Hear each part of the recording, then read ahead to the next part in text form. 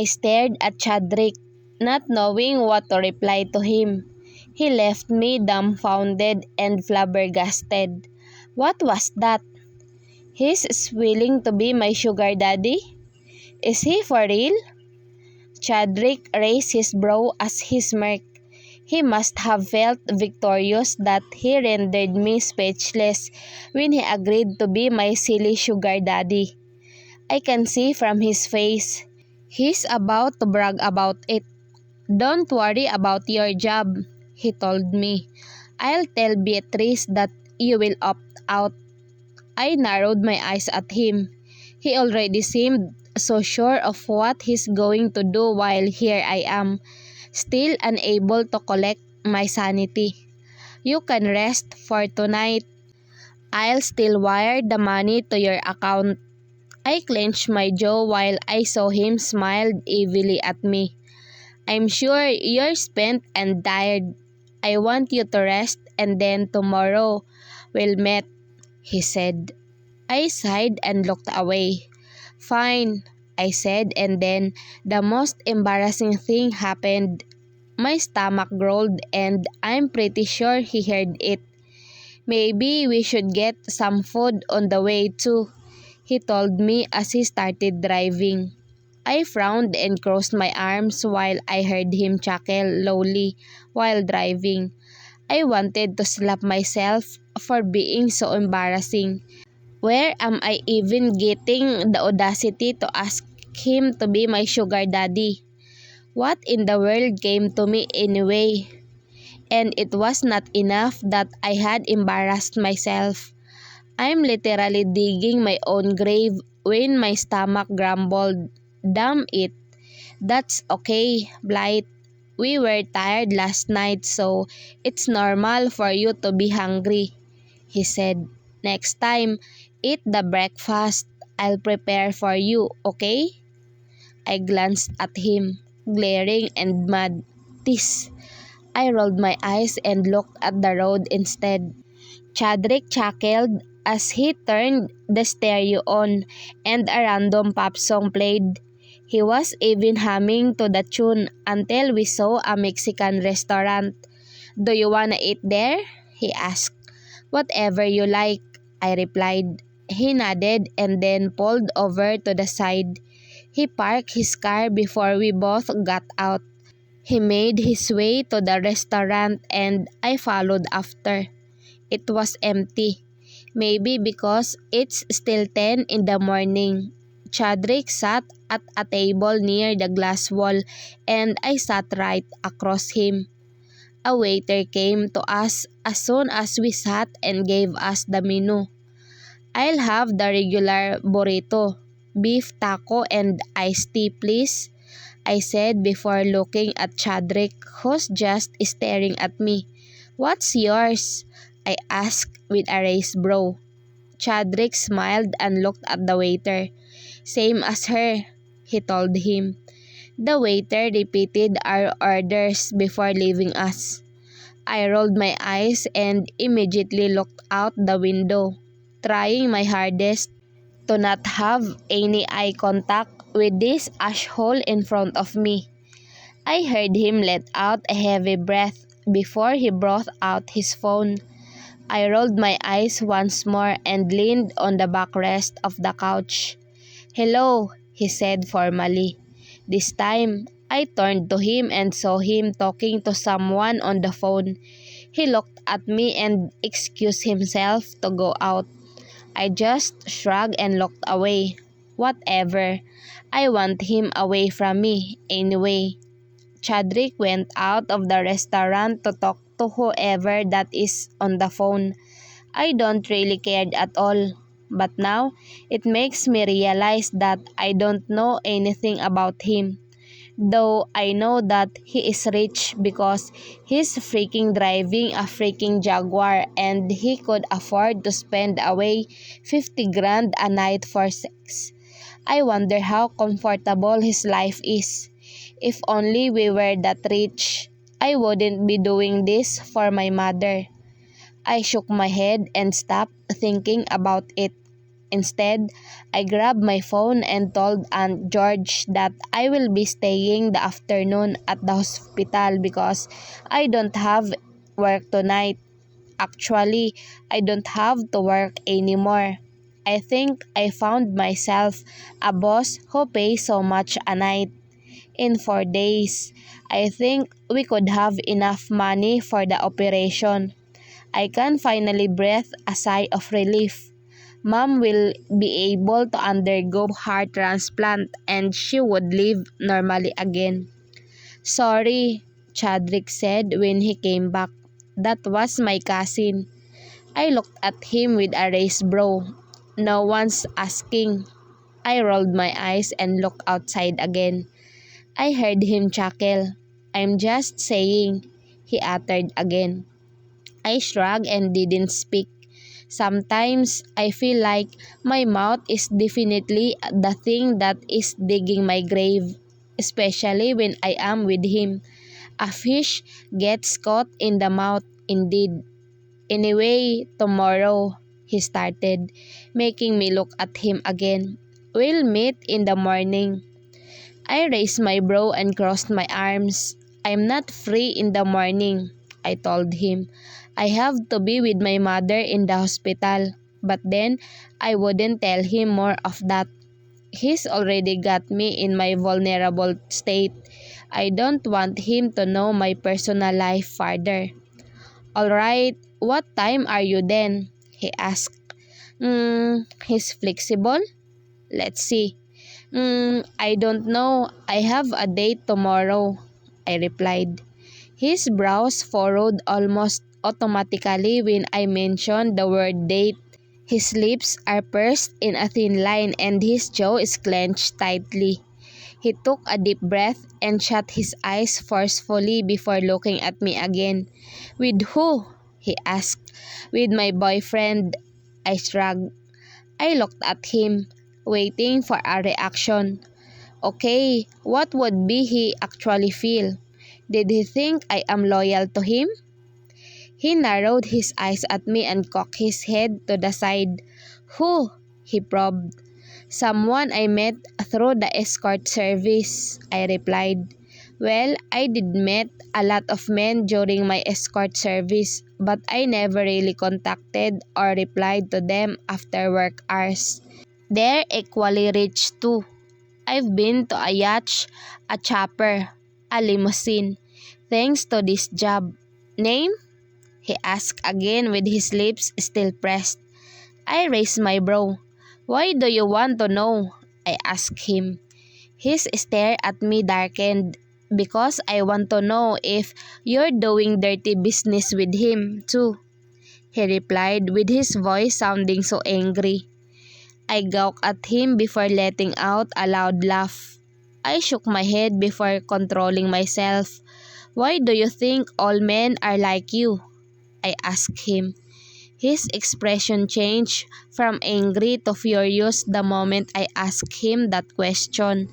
He clenched his fist on top of the table and he's shaking his anger. I smirked. Why are you so pressed about it? I asked. Don't even act like you're not doing this with other women.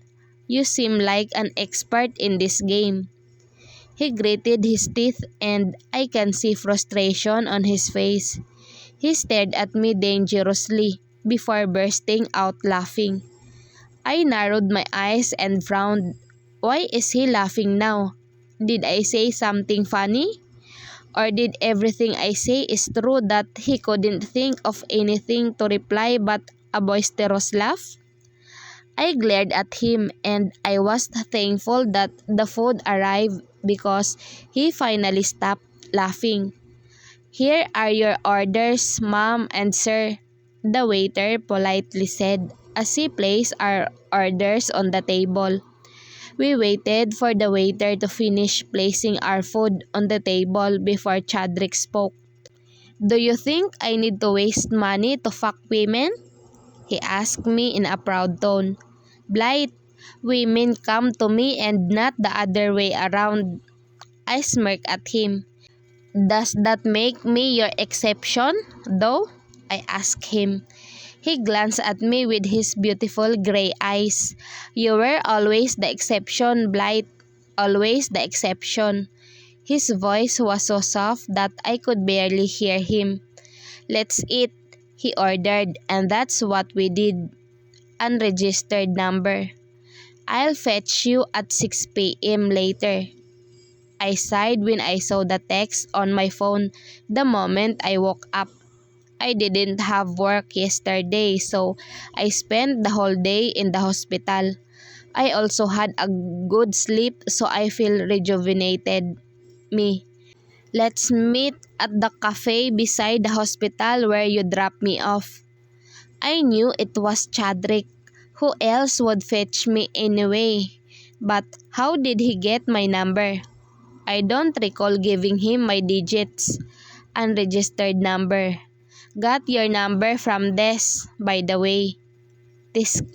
I frowned at his text and felt a little bad that my friend betrayed me. I don't even have to ask why. I'm pretty sure Des is just too excited because a handsome guy approached her. I know her so well. "Are you going out tonight?" Aunt George asked me. She's already dressed up with some pillows and blankets on her huge duffel bag. She's ready to go back to the hospital. I nodded. "I'm working tonight," I replied. She smiled. "All right," she uttered. "I'm spending the night in the hospital." I grinned. "I'll come back tomorrow morning. Take care." When I came to the cafe, Chadrick was already there. He's sitting on a table for two while sipping into his cup.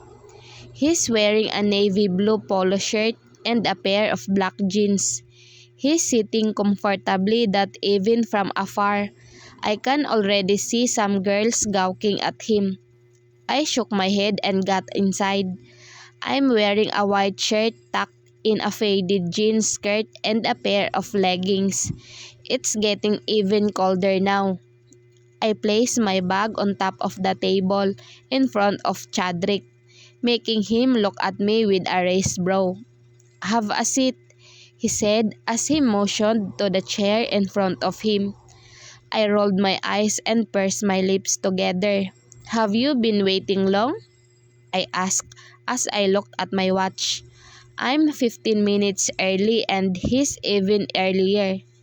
He shrugged. "Not really," he replied. "How's your date?" I narrowed my eyes at him. "Why are you curious?" He shrugged once more. "I just wanna know what you did today." He sipped on his coffee again. I rolled my eyes. "It's none of your business," I chimed. "Anyway, what are we going to do today?" I asked him. Chadrick sighed and looked around. "I'm not yet sure." I narrowed my eyes at him. "What do you mean you're not sure?" Chadrick smirked. "Don't you want it?" "I don't have plans, but I'm paying you 50 grand a night." He placed his cup on the table. "I must be a good sugar daddy, right?" I clenched my fist under my table and gritted my teeth.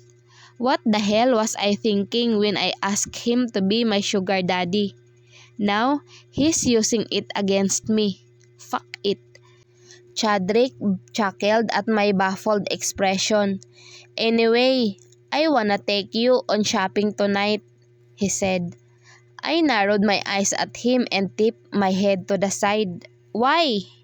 "The next few days, I will be in Florida. I need an escort there, so I need to buy you clothes for the event," he explained. I nodded even though I don't know what he's talking about. By then, it would be Mom's operation. I wanted to be with her, but then I will earn more when I joined him in his trip.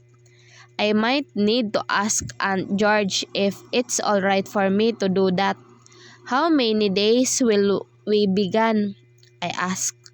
Chadrick paused to think. "Probably 3 days," he replied, unsure. "I have two important business meetings, so I think we will extend if necessary." I nodded and mentally jotted down his words. "Do you not have any schedule next week?" he asked. "Dates, maybe?" I sighed. "I don't, but I might ask my aunt if I can be gone for a few days," I replied. He nodded. "If you want, I can send you an appointment letter. You can just show it to her," he offered. "Really?" I asked. He nodded. "Thank you," I told him. He looked at me and smiled curtly. "For tonight, you need to pick out clothes you like for Florida. You can check the weather there, so you will buy clothes accordingly." I nodded. "What am I going to do when we're already there?" I asked. He smirked and leaned on the backrest of his chair while his arms crossed against his chest. "Nothing. Just stay by my side. That's all you need to do." More hotels and resorts, INC. Office of the CEO. Appointment letter. Miss Prescott. Greetings. In line with the annual Hoteliers and Restaurateurs Conference of America, you are asking by the CEO, Mr. Chadrick Douglas Moore, to attend the said conference with him on the 18th to the 25th of November. This is an all-expense-paid trip which will also serve as a work-related training for your upcoming application. The schedule of the conference is attached in this letter. Thank you and God bless. Sincerely, Michael Hartman, Secretary. Noted by Chadrick Douglas Moore, CEO, Moore Hotels and Resorts, INC. I sighed as I read the letter. He really got me one, like he said, and now I am going to present this to my aunt to be able to attend to it. I wonder what she will think though.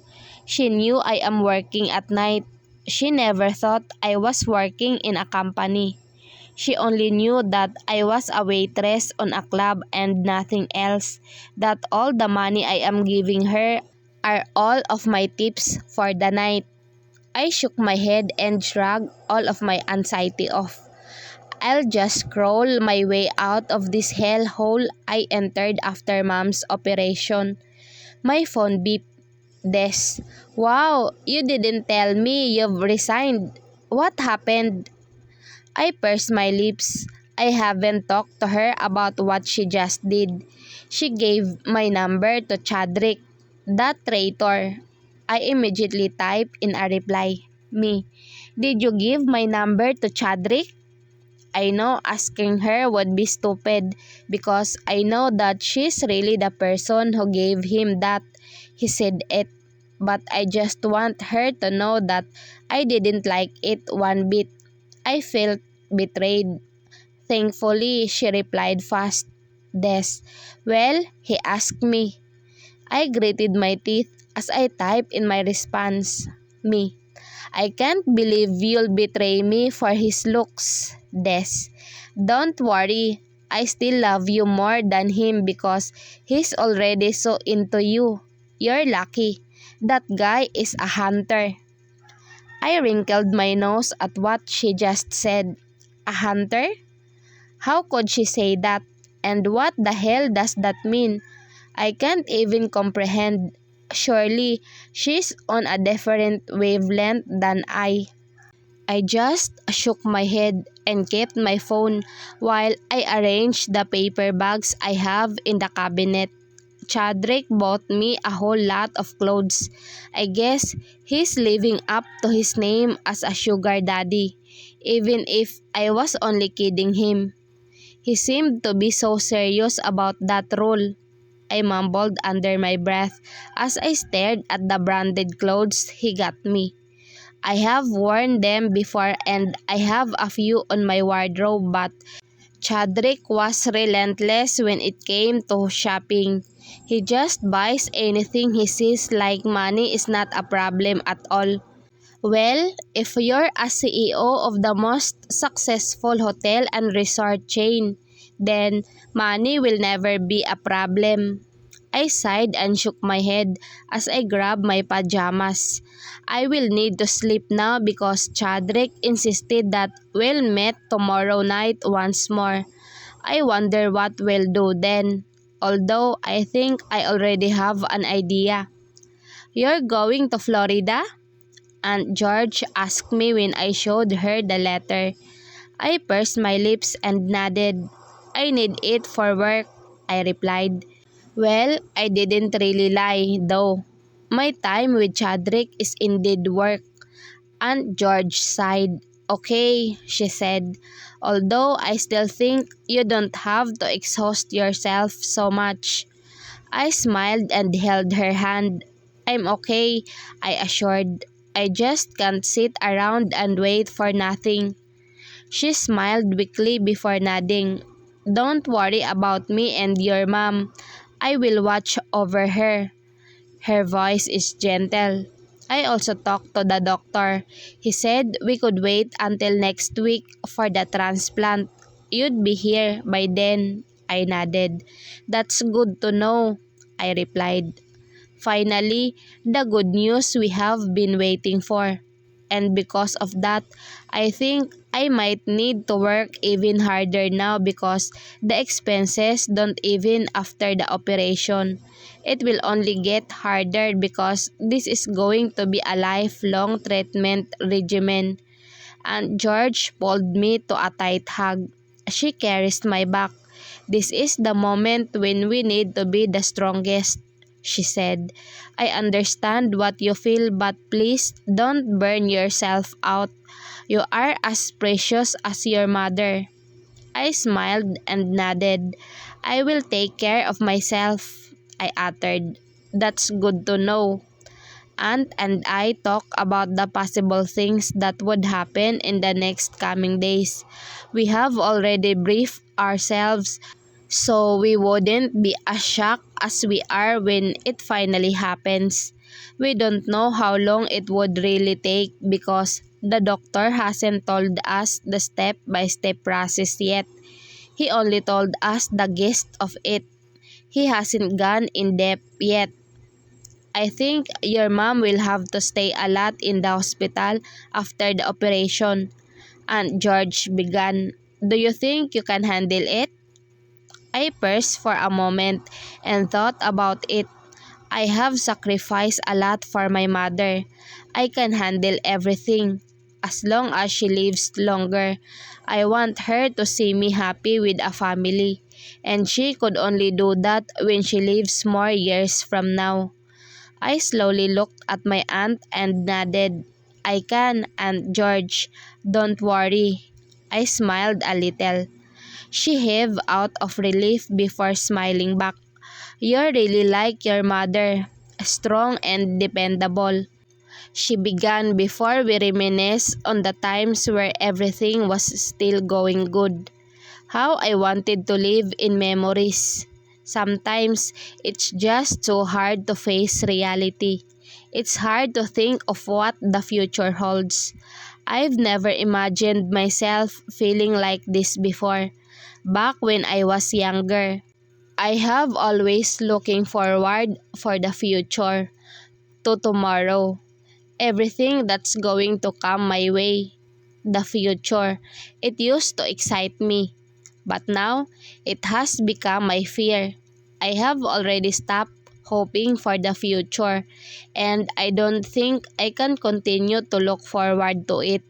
The future is now the thing I want to escape because of its uncertainty, because of its mystery, because of my mother. I sighed. I have to go, I told Aunt George. I have to pack my things. My flight is tonight and Chadrick has been bugging me that we go to the airport together. I already declined but he's so adamant about it. Sometimes I wonder if he's too controlling or if he's just stupid. I think he's a controlling stupid jerk. She nodded. Have you said goodbye to your mom? She asked. I nodded. I talked to her a while ago. I'll just call and text you from time to time, I assured her. She smiled and waved. "You take care," she reminded me. "You too, Aunt George." And then I left for a suicide trip. Chadrick was leaning on the car when I arrived at the airport. He insisted that we go together, but I declined. No matter how adamant he is, I shook on that thought. I can't let him know where I am staying. Damn, I don't even want other people to see us together. He's the CEO of the largest hotel and resorts chain in Chicago. He's the magnate that every woman wants. He's dangerous. He's something I wouldn't want to associate myself with. I sighed, almost laughing at my silly thought. I wouldn't want to associate myself with him? Then why in the world am I fucking him? I let out another deep breath before walking to where Chadrick is waiting for me. He's wearing a long black coat over a knitted sweater and faded jeans. I somehow find him cute. I shook my head. What the hell am I even thinking? There's nothing cute about dirty talks and hard facts, Blight. Chadrick nodded at the man standing not so far from him. To be honest, if he hadn't nodded at him, I wouldn't even notice him. "Take this car home. I'll be back in a few days." The man nodded. "Sir, your cousin Sage has been asking when it will be the right time to talk about a new real estate project." "Okay, so he's probably the secretary. What's the name again? Michael?" Chadrick sighed. "Tell him to stop making plans without my approval, Michael. I'll be back in a few days. I'll deal with him when I get back." Michael nodded. "Noted, sir," he replied politely. Chadrick nodded at the car and Michael almost snappily got inside and drove away. Chadrick grabbed his suitcase and then walked towards me. "Sorry about that," he said. "That's my secretary." I stared at him. "I know." He smirked and then took my luggage without a word. He walked inside the airport, pulling two suitcases behind him while I walked beside him. Even from an almost empty airport, I can see how the girls were staring at Chadrick with adoration evident from their eyes. I just shook my head. The girls like them feed the ego of men like Chadrick because they always show how much they adore men with face, money, and power. Men with those three things, they could own whatever and whoever they want. I seriously want to poke right here. Chadrick stopped at the boarding gate for business class.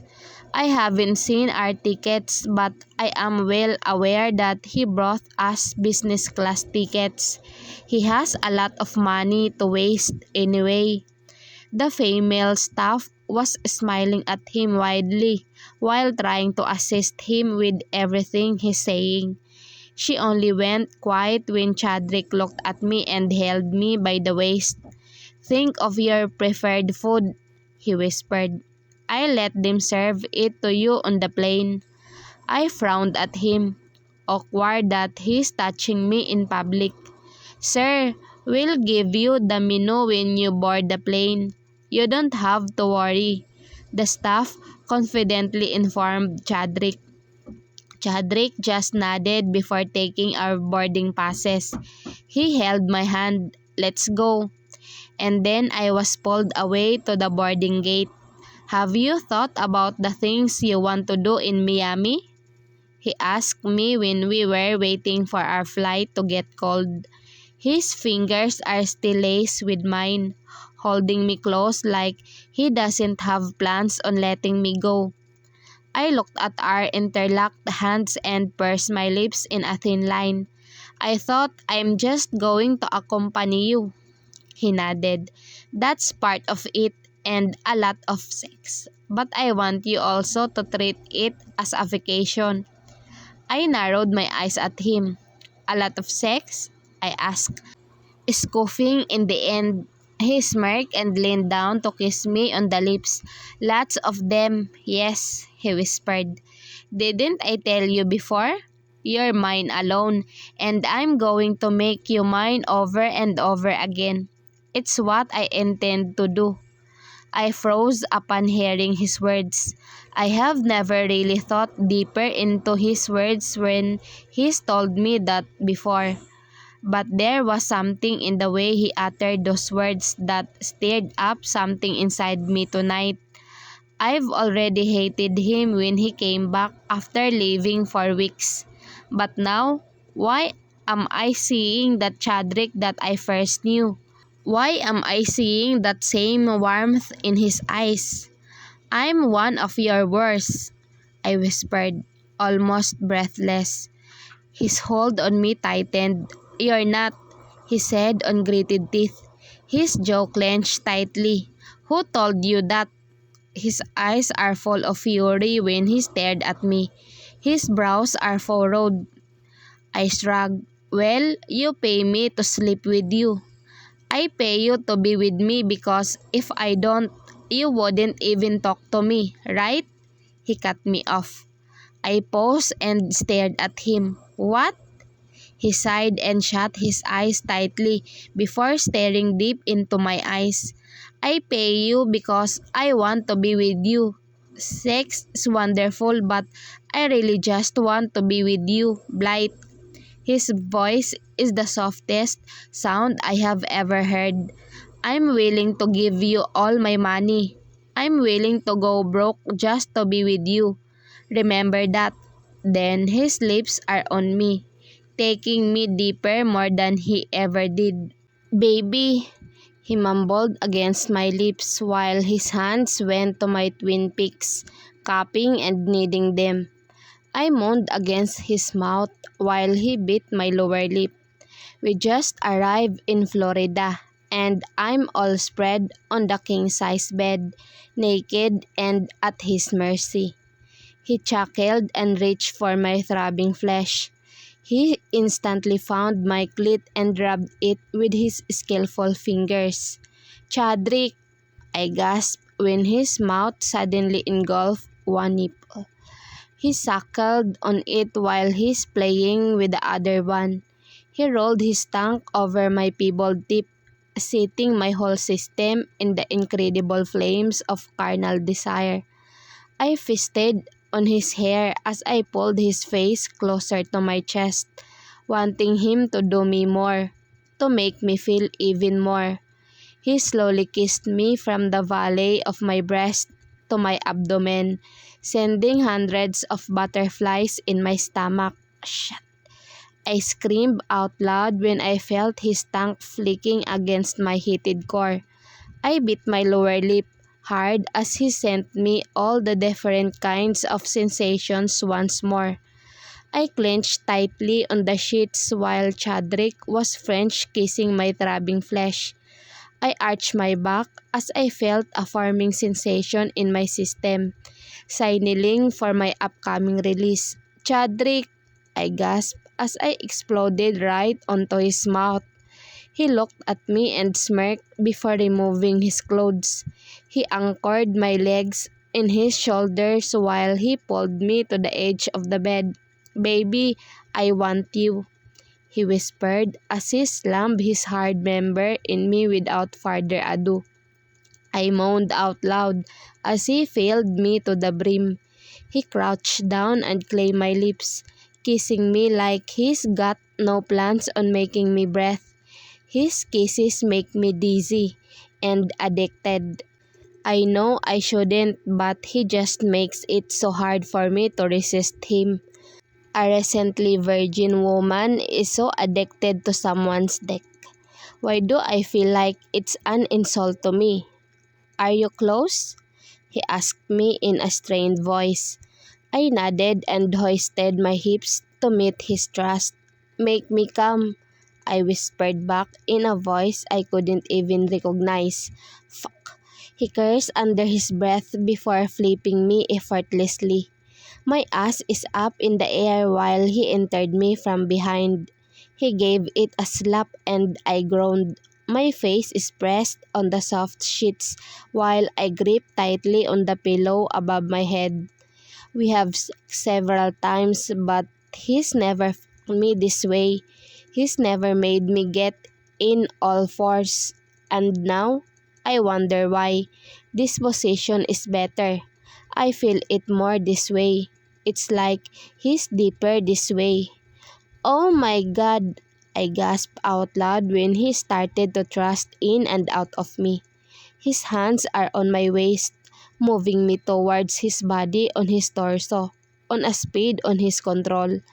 I shut my eyes tightly as he continued to plunge in and out of me on incredible strength and speed that sent my whole system on fire. I could hear the bed creaking with every thrust.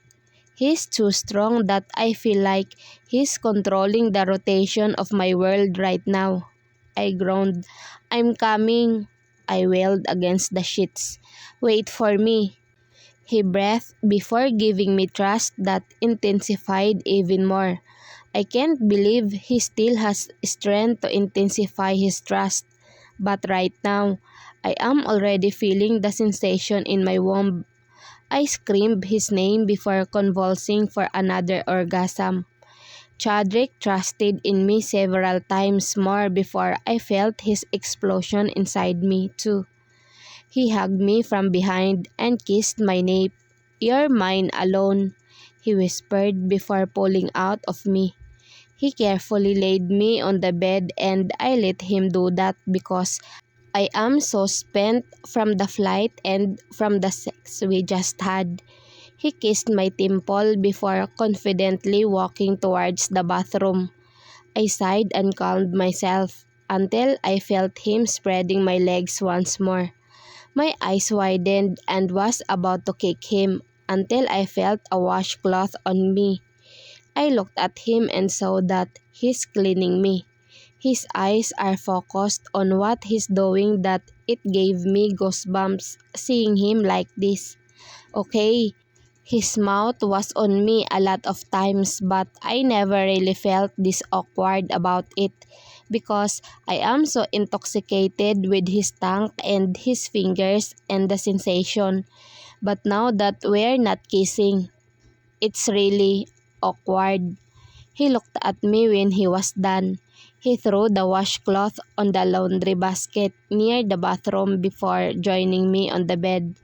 He pulled me close, burying my face on his hairy chest before covering us with a thick blanket. You're tired. We should sleep now, he whispered before kissing the top of my head. I pursed my lip and sighed. He chuckled and hugged me even closer. Good night, Blight. I unknowingly smiled before drifting into a peaceful slumber in his arms. I don't need to come with you? I asked Chadrick when I saw him fixing his tie on the mirror. His brows are furrowed and his jaw is clenched for some unknown reason. He gave me a quick glance. Aren't you exhausted? He asked me in a low baritone. I pressed my lips together and walked towards him. I crossed my arms against my chest as I watched him fix his tie with difficulty. I sighed and helped him. For a moment he paused and when I looked at his face, I saw him staring at me intently. His red lips are right in front of my eyes and I couldn't think of anything else but to kiss them once more. This morning, he woke me up with a hot make-out session that almost turned to sex if not for his scheduled meeting. I just couldn't think straight when it comes to his lips. I feel like those sinful lips are going to be my downfall. And apparently, they are. Because the moment he dipped his head down and reached for my lips, I already know that I lost my sanity somewhere in between his kisses. My mind had only one thought and that is to kiss him back with the same intensity. My lips are swollen from kissing him, but even with that, I still managed to match his kisses with the same amount of passion that he has. I hummed against my lips. I seriously can't fucking hit enough of these lips, he mumbled through the kiss before letting go of me. His piercing gaze sent shivers to my spine. He licked his lower lip before the sides of his lips rose. I pursed my lips in a thin line and tried to calm myself. If I want to do this job, I need to let myself get used to Chadrick, including his cutting jawline, tantalizing gaze, and sinful lips. Are you going to be okay while I'm away?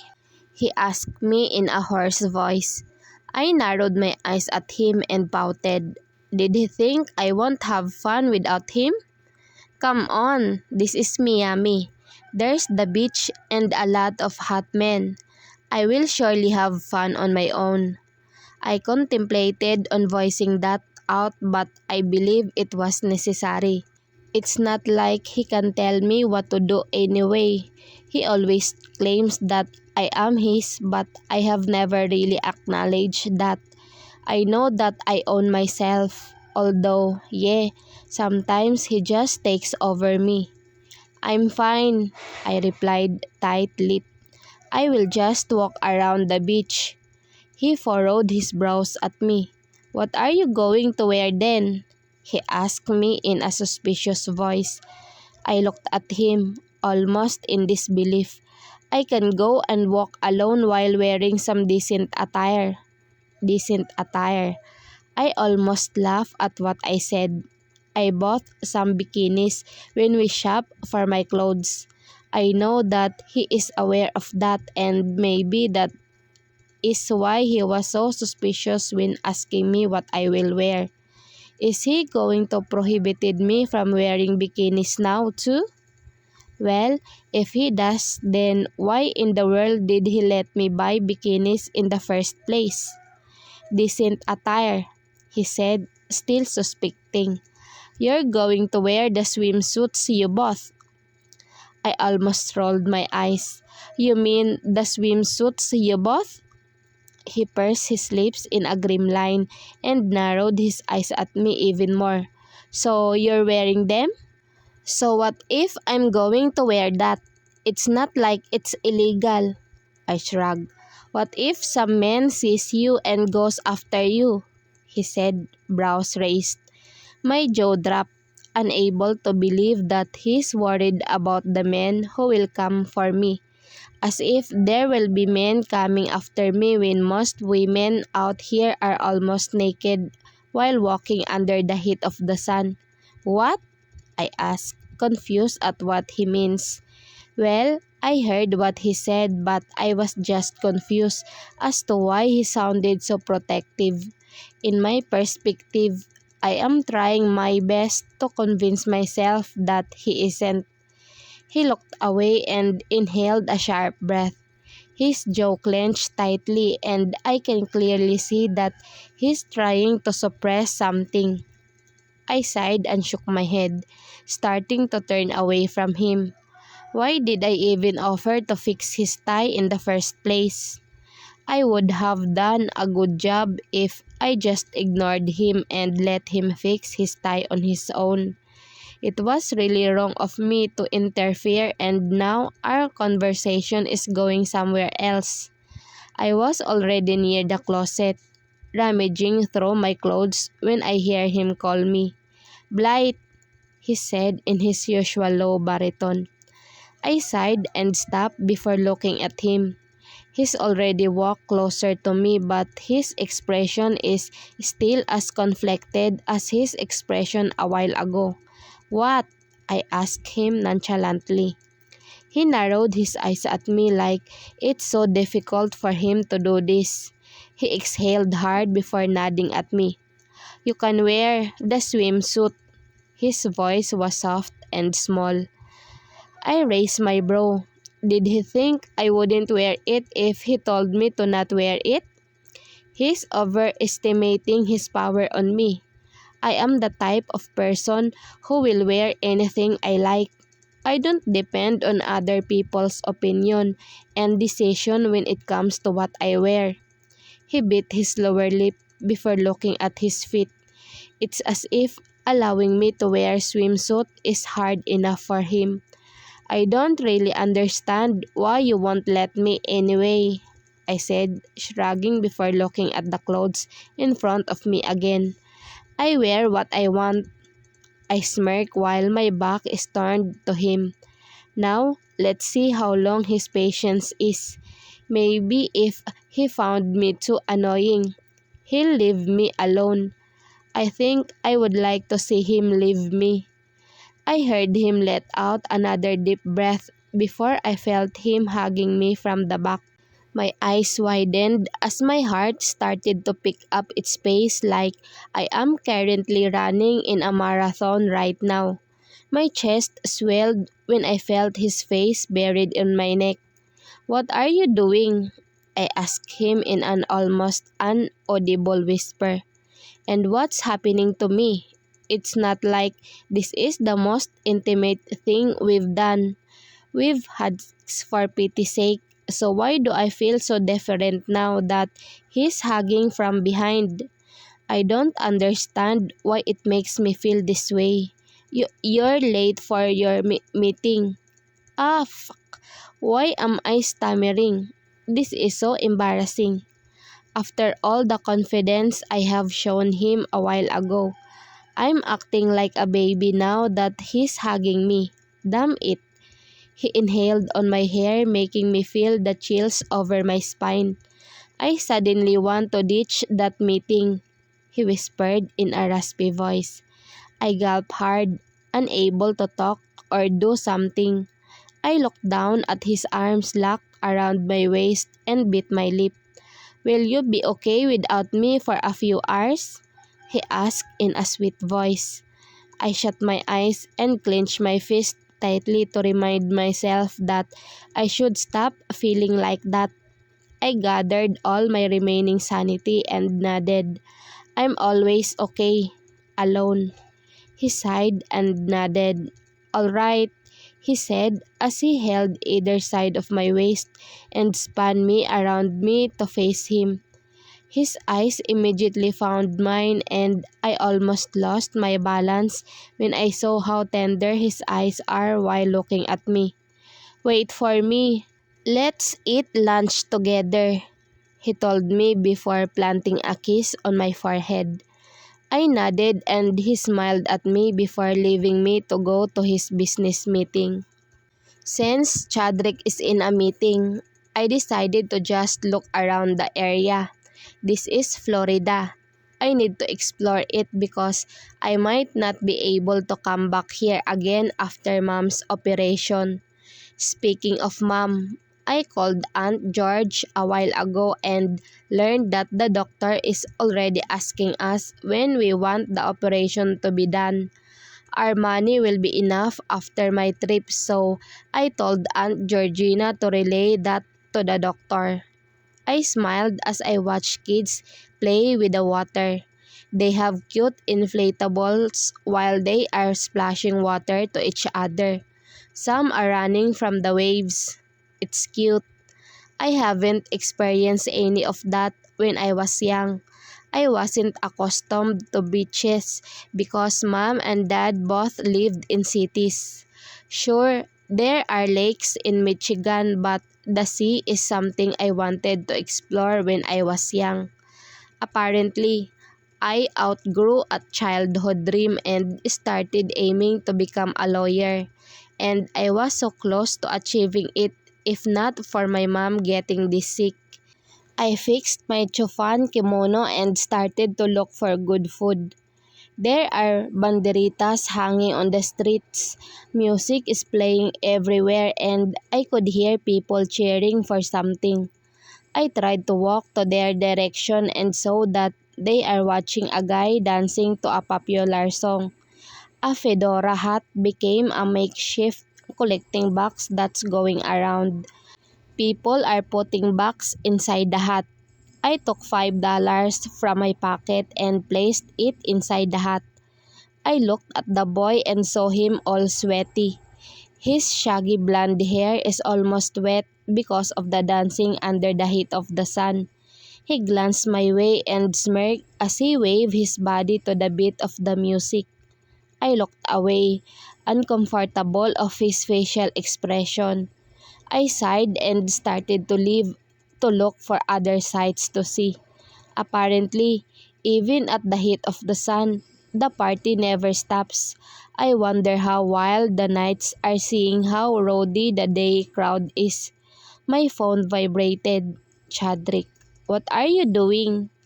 I narrowed my eyes. Doesn't he have an important meeting? Why is he texting me? I shook my head but typed in a reply. Me. Walking around. There's a lot of parties around.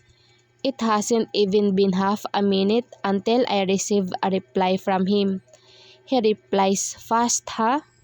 Even during meetings? Chadrick, don't party too much. I rolled my eyes and kept my phone in my pocket. I decided to continue walking around until I find a good spot to sit down and admire the beach. This is one of the rarest times that I see one, so I'd like to take a good look. That's going to be what I'll be doing this whole trip. I passed by a family having a picnic under a tree.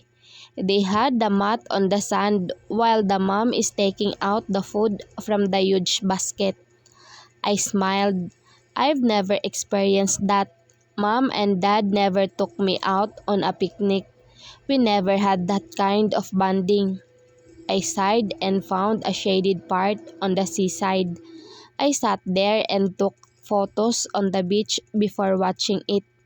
The smell of salt water has a calming effect in my system. Somehow, the sight of it makes me relax and momentarily forget about everything that's bothering me. I smiled at the blue sea filled with people playing in the water. The sight is nowhere peaceful while all the people running around, but it has the power to calm my heart. Isn't the sight wonderful? I froze for a moment before turning to the direction of the voice. My eyes widened when I recognized the man who was dancing under the sun just a while ago. He looks different. He freshened up and changed into a striped muscle tee and navy blue board shorts. His shaggy hair is wet, and when he sat beside me, I can smell his perfume. He grinned widely at me as he smiled at the ocean. Are you on a vacation here? He asked. I raised my brow. He's hitting on me. I can feel it. I've worked in a bar and I know how it already works with men. They'll start with small talks and end up asking me if I want to eat lunch or dinner with them. Nothing new. This is their go-to modus. Yep, I replied, trying to ride on where he's going with his opening remark. He nodded. Are you alone? I knew it. Men are easy to read. I'm with... I paused because I thought of what Chadrick is to me. I let out a breath. A friend. A friend? He asked. Where is your friend then? I shrugged. Why are you asking? He looked at me and his dark blue eyes are automatically on mine. He grinned. I don't know. He shrugged. Maybe I'm worried that a beautiful lady is walking on the beach alone. I raised my brow. What's wrong with that? I asked casually. Can't women walk alone on the shore? He opened his mouth but no words came out. He looked stunned at my question, like he didn't expect me to ask him that. No, there's nothing wrong with that, he told me after some moment of hesitation. I smirked at him, feeling victorious that I rendered him stuttering. I tore my gaze off of him and stared at the sea once more. I wanted peace, but I get this dancing boy instead. What's your name? He asked, a little cheerful. Why do you ask? I don't want to give you my name. I heard him chuckled. Because I want to know your name, he replied. I looked at him and saw him grinning widely at me. What's this boy's problem? I get it. He's handsome and he looks really chill, like some resident neighborhood handsome boy. I don't give my name to just anyone. He looked amused and smiled even wider. I'm Seth, he said. I hope I'm not anybody now. My facial expression changed at his witty remark, but I wouldn't back down. Still anybody to me, I replied quickly before tearing off my gaze from him. He chuckled lowly. You know, when you were watching me dance, I had the urge to do even better, he uttered. I scoffed, like that would make me tell him my name. I bet we're of the same age, he said. Would you like to have lunch together? Bingo! I have company, I did pond. Your friend? He asked curiously. I gave him the side eye. Why are you curious? He smiled and shook his head. It's not that I'm curious. I'm just envious that your friend gets to spend time with you. Well, he's my friend, I shrugged. He? He asked in disbelief. So your friend is a boy? I wanted to tell him that Chadrick is nowhere just a boy, but I stopped myself.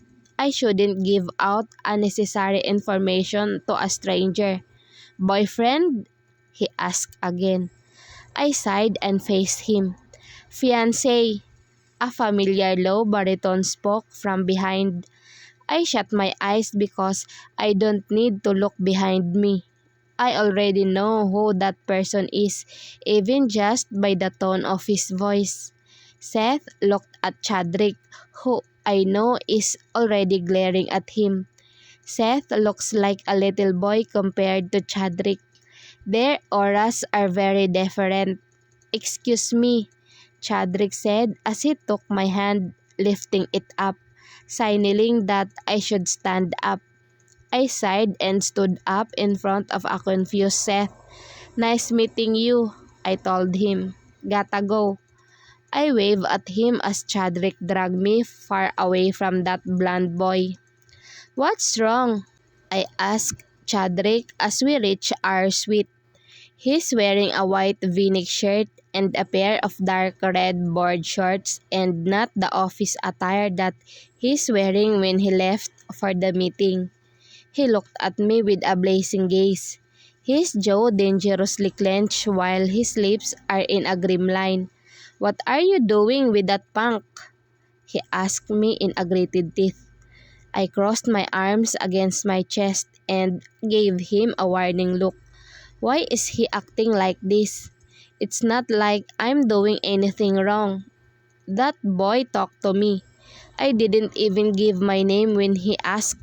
He's not my type, I said. Chadrick narrowed his eyes and looked at me in a confused expression. What? I sighed and shrugged.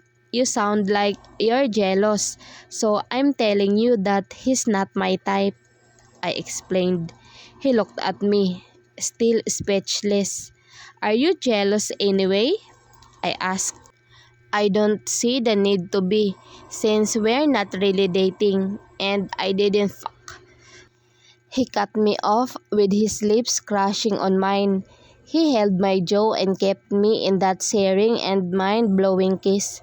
It was that kind that could cause chaos inside my system that I forget what we were just talking about.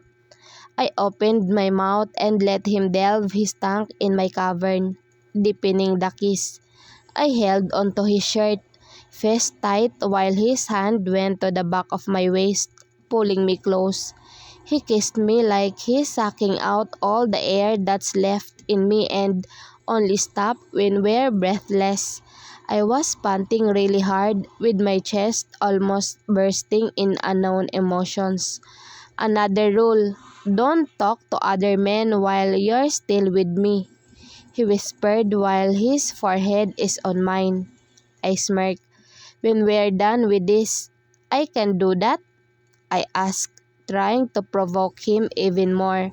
I didn't drink any liquor, but I feel like I did because my whole system is not working the way I want it to be. Was I usually this snarky? "Who says you can escape from me?" he asked. I opened my eyes and saw his gray eyes staring deep inside me.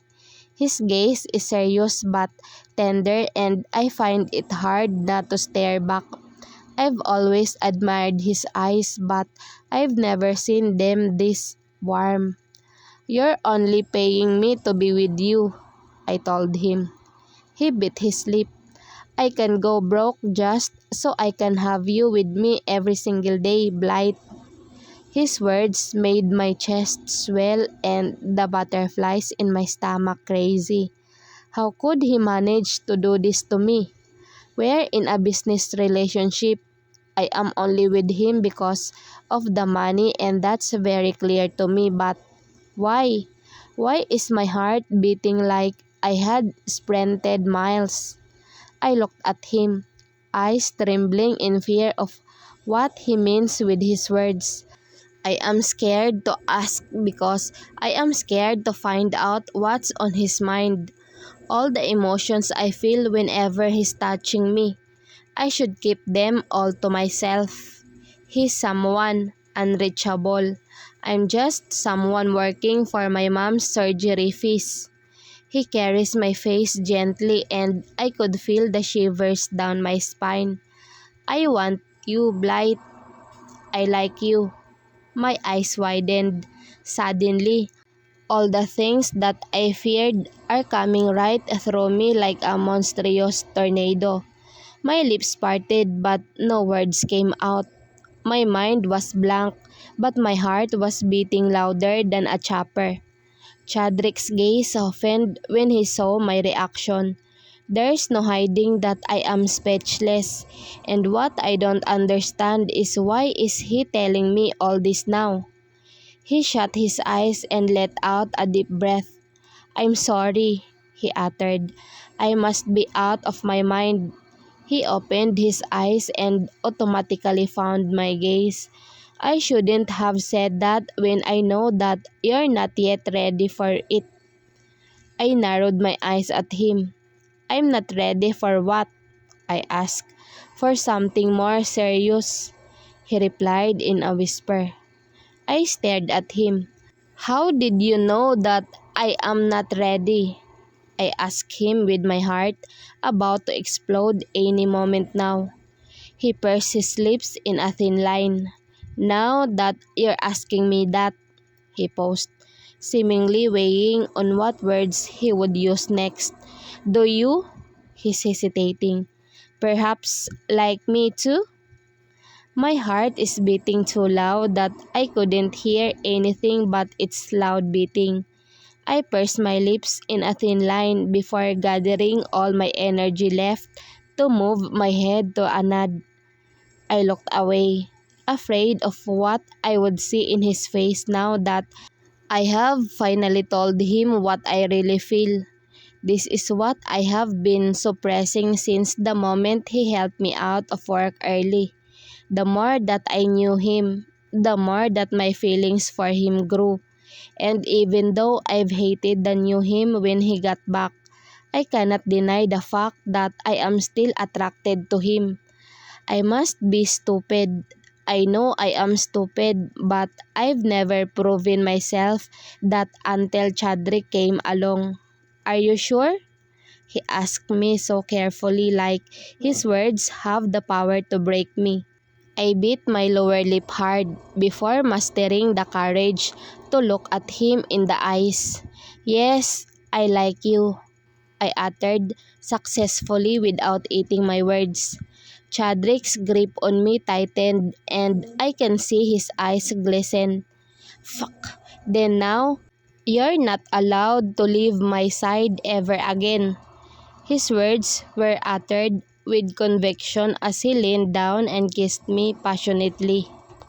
Chadrick kissed me like he's never kissed me for ages.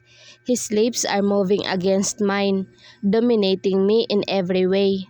He bit my lower lip and leaned his forehead on mine. "You can't leave me now," he whispered before crushing his lips on mine again. He gently pushed me until my back felt the cold wall without removing his lips on mine. My hands are wrapped around his neck as he kisses me with so much passion. I kissed him back with no hesitation.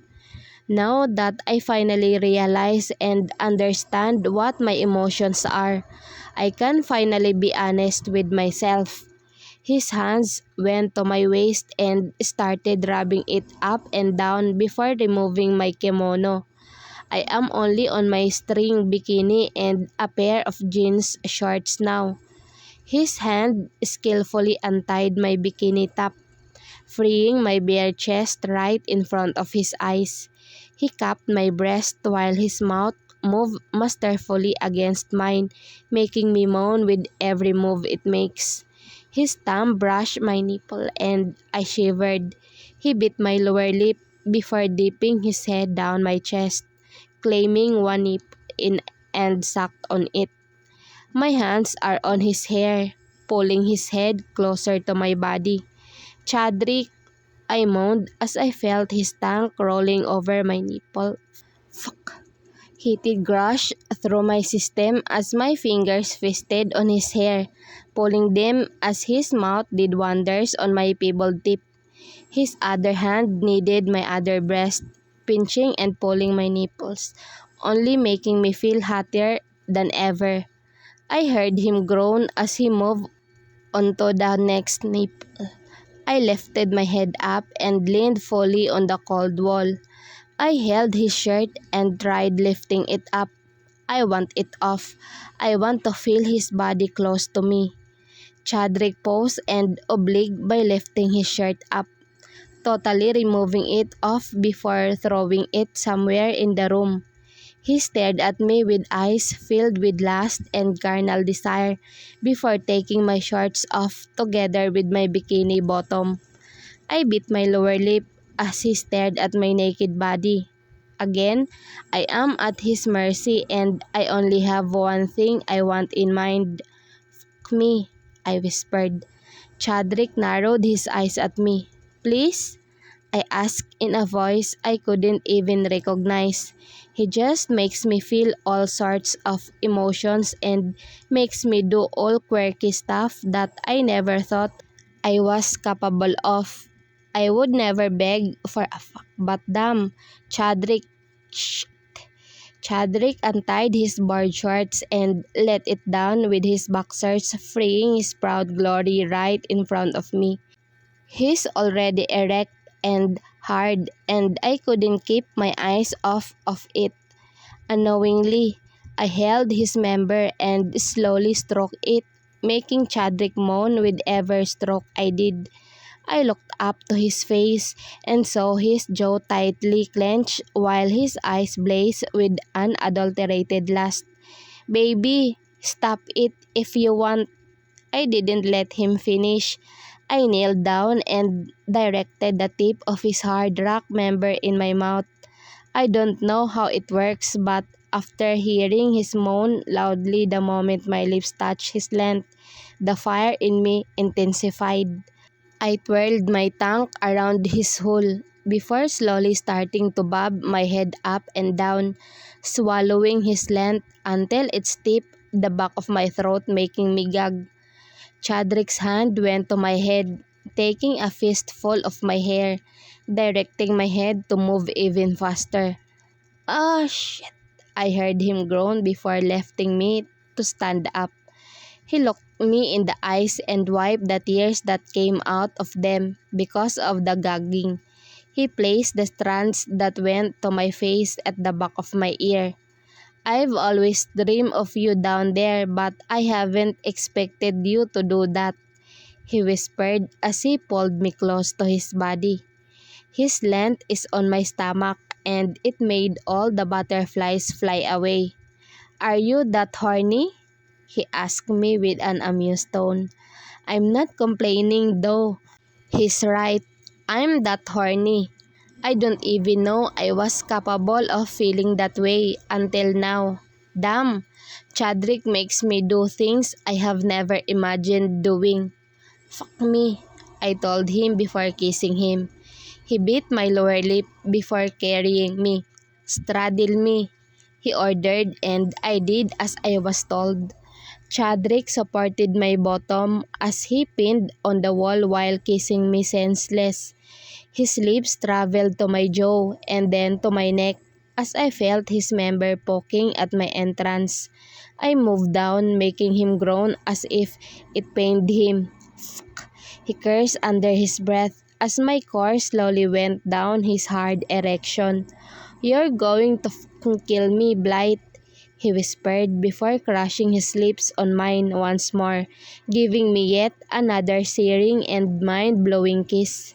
He's buried deep inside me, still unmoving, as his lips devoured mine. I moaned against his lips, making him bite my lower lip. "You feel so good, baby," he whispered, erotically sending my insides up in flames. I bit my lip hard as I felt him thrusting hard inside me. I shut my eyes and moved out loud because his move hit a sensitive spot. He did another thrust, ending in a similar result. I moaned his name out loud, and that was the trigger that made him thrust harder and faster. My back rubbed against the wall with every movement he made. He groaned out loud as his eyes are solely fixated on mine, filled with the darkness of carnal desire. I tried my hardest to stare back at him, but it was impossible with all the sensations he is giving me. His muscles are flexing as his arms supported my whole body, preventing me to fall down because, in all honesty, I don't think I have the strength to even stand on my feet right now. "Chadrick," I gasped when I felt a familiar sensation reigning over my whole body. "Are you close?" he asked me, almost breathless. I moaned my answer because I was too focused on the forming feeling inside me. "Wait for me," he whispered before thrusting faster and harder more than ever. I held him tightly before I felt him stop, with both of us convulsing against each other's naked body. "You're mine now," he whispered, and that was the last thing I heard before I fell into slumber. It was almost night time when I woke up. Chadrick was not beside me, so I immediately sat up. I looked at my body and saw that I am wearing his shirt and boxers. Damn, I didn't even remember him dressing me up hours. I looked around the room and heard the shower on. He's probably taking a bath. I looked at the digital clock on the bedside table and saw that it's almost 6 o'clock in the evening. I got up from bed and walked straight to the mini kitchen of the suite. I wanted to cook, but I don't have any ingredients right here. I'm pretty sure we'll eat out though, knowing Chadrick's extravagant living. Instead, I took a glass of water and just drank it. I sat on the high chair while looking at the view from the outside. Street lights are almost on and people are already starting to party. I guess partying is really 24/7 in here, I sighed, still tired. Sex with Chadrick really drains everything in me. However, the last one we had seemed to drain me, not only physically but also emotionally. Now that we confess how we felt for each other, I feel like I have a deeper connection with him. I shook my head. I must be insane to think that I will eventually end up with him. It's impossible. Chadrick is like an unreachable star. I know that he is meant for a woman who's on his status, someone who has money, someone who is pure, someone who can choose him. I hate it, but I know that someone is not me. I have a lot of things to do. I have a lot of things to prioritize over him. I'm not pure, and most importantly, I am not rich. I will never be the one for him. I will never be meant to be with him, no matter how he tells me to never leave his side. The bathroom door opened and I looked at its direction, only for my eyes to open wide with Chadrick topless and with only a towel wrapped around his waist. His hair is dripping wet, that water drop on his perfectly sculpted abs. I gulped hard, unable to move nor find any words to say. Chadrick smirked at me, probably knowing that he rendered me baffled, and stunned once more. He slowly walked towards me and kissed my cheek. "Are you feeling okay?" he asked as water dripped from his hair to my neck. "You're dripping," I told him in a slightly scolding manner. He chuckled and hugged me from the back. "Wow, it sounds so sexy when it comes from your mouth," he told me before kissing the top of my head. "He's teasing me." "I know he is." I narrowed my eyes at him and he just grinned widely. "Are you hungry?" he asked me. I let out a deep breath before nodding. "I'm famished." Chadrick nodded. "You haven't eaten lunch, so it's normal," he said. "Go and take a bath before we have our dinner out." It didn't take me so long until I finished preparing. I wore a white crop top and pair of jean shorts. I let my hair fall down because I forgot where I placed my hair tie. I looked at Chadrick, who's currently watching football. He's wearing a black shirt and a pair of brown board shorts. When he saw that I'm already finished, he turned the television off and got up from the bed. He smiled at me before taking my hand. "Let's go?" he asked. I nodded and we walked out of the suite hand in hand. "Do you have any meetings tomorrow?" I asked him while we were walking to find a good restaurant. Chadrick gave me a quick glance before nodding. "I have one at lunch and then it's gala night. You'll be with me." "Ah, the gala." Chadrick and I bought some dresses for that night. I guess it's a formal and huge one because I remember Chadrick picking up the best and the most expensive dresses we could find in the mall. "Okay," I told him. He locked his fingers with mine as I suddenly felt butterflies getting crazy one more time. I gulped hard and looked away, directing my eyes at the ocean's direction. "You seem to love the beach," I heard Chadrick say. I shrugged. "I'm just fascinated because I have never been to one before," I replied. Chadrick's grip on my hand tightened.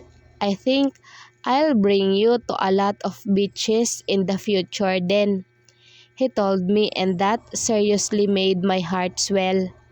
I looked at him, heart racing because of his words. But not only that, did he just made a plan for us?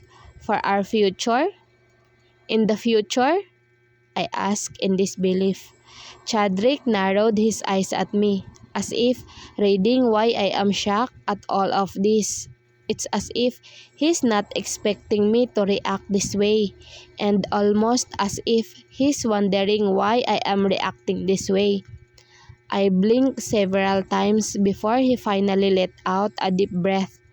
"You're my girlfriend now," he said in a voice void of any humor. I stopped walking and so did he. My heart is beating loudly and I am so afraid that he'll be able to hear it. My system seemed to be in haywire because I suddenly couldn't think of anything to reply to him. He really has his own ways to leave me speechless, and it seems like he's using all those today. I slowly looked at him, only to see that he's not turned his gaze off me yet. My cheeks are on fire as blood seemed to rush to them. My lips are ajar, surprised and in shock of what he just told me. G- gir- Girlfriend? I asked, stuttering, which is not the real me. Chadrick tilted his head to the side while his eyes are narrowed on me. His lips are tightly pursed and I saw his jaw move a bit. He looked so angry for some reason and he's trying so hard to suppress it. I'm your girlfriend, I asked. He sighed and licked his lower lip. His gray eyes are fixated on me again. You told me you like me and I already told you what I feel. We're feeling mutual, so doesn't it automatically mean that we're official? He asked, slightly annoyed. My jaw dropped at his words. Are we really official? My mind couldn't process anything right now. I still couldn't get over by the fact that he likes me. And now, we're already together? Is this how relationships work? I've never hated my inexperience on dating until now. Chadrick must see me as someone so naive now because I don't even know how dating works. Blight, what a loser. I'm sorry, I've never been in a relationship before, I said shyly. Chadrick raised his brow. Good, he said. I'm happy your first time is with me. He smirked. I frowned at him and he smiled. Is that something to be proud of? I asked, pouting like a child. This isn't me. Damn, did I ever have something like this in me? Chadrick pulled me closer to him and caressed my face gently. You're too innocent but so loud in bed, he whispered before chuckling. I scoffed at him before hitting his arm. Shut up! He laughed at me before pulling me in for a tight hug. I was still frowning, but when he planted a kiss on my head, I felt like everything is falling into place. Maybe someday, I'm going to be able to tell him about all my problems. I hope. You're my girlfriend now, Blight, he told me.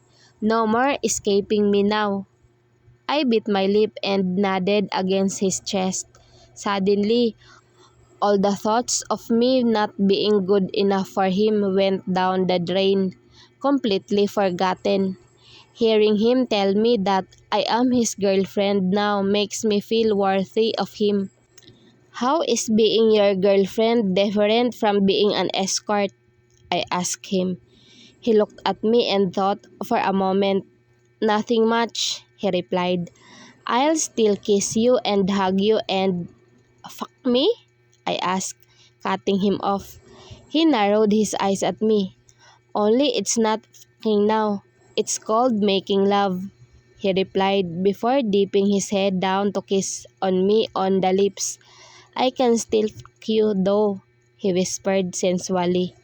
I blushed hard at his words once again, flustered at his words. I'll have breakfast, lunch, and dinner with you. I'll take you out on dates, take you to places you have never been before, even to the places you love or hate going to, and create new memories with us together, he uttered in a voice filled with honesty. I stared at him, still in awe that this handsome and rich man is telling me all these things. Did I save a country in my past life? Hell, I don't even believe in past lives, but here I am thinking about it now. What an irony. I'll pack you up and drop you off home, satisfy all your cravings, listen to all your stories, watch your favorite movies with you, everything. He smiled but then went serious. But then, I have the right to be territorial, to be possessive, to be jealous, and that's what I actually like the most. I stared at him, ready and eager to listen to what he's going to tell me. I hate seeing you with other guys, Blight. You should know that by now, he said in a warning tone.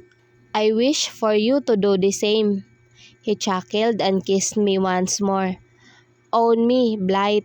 I'd love to see you get jealous and be possessive and be territorial on me. I frowned at him. You want a girlfriend like that?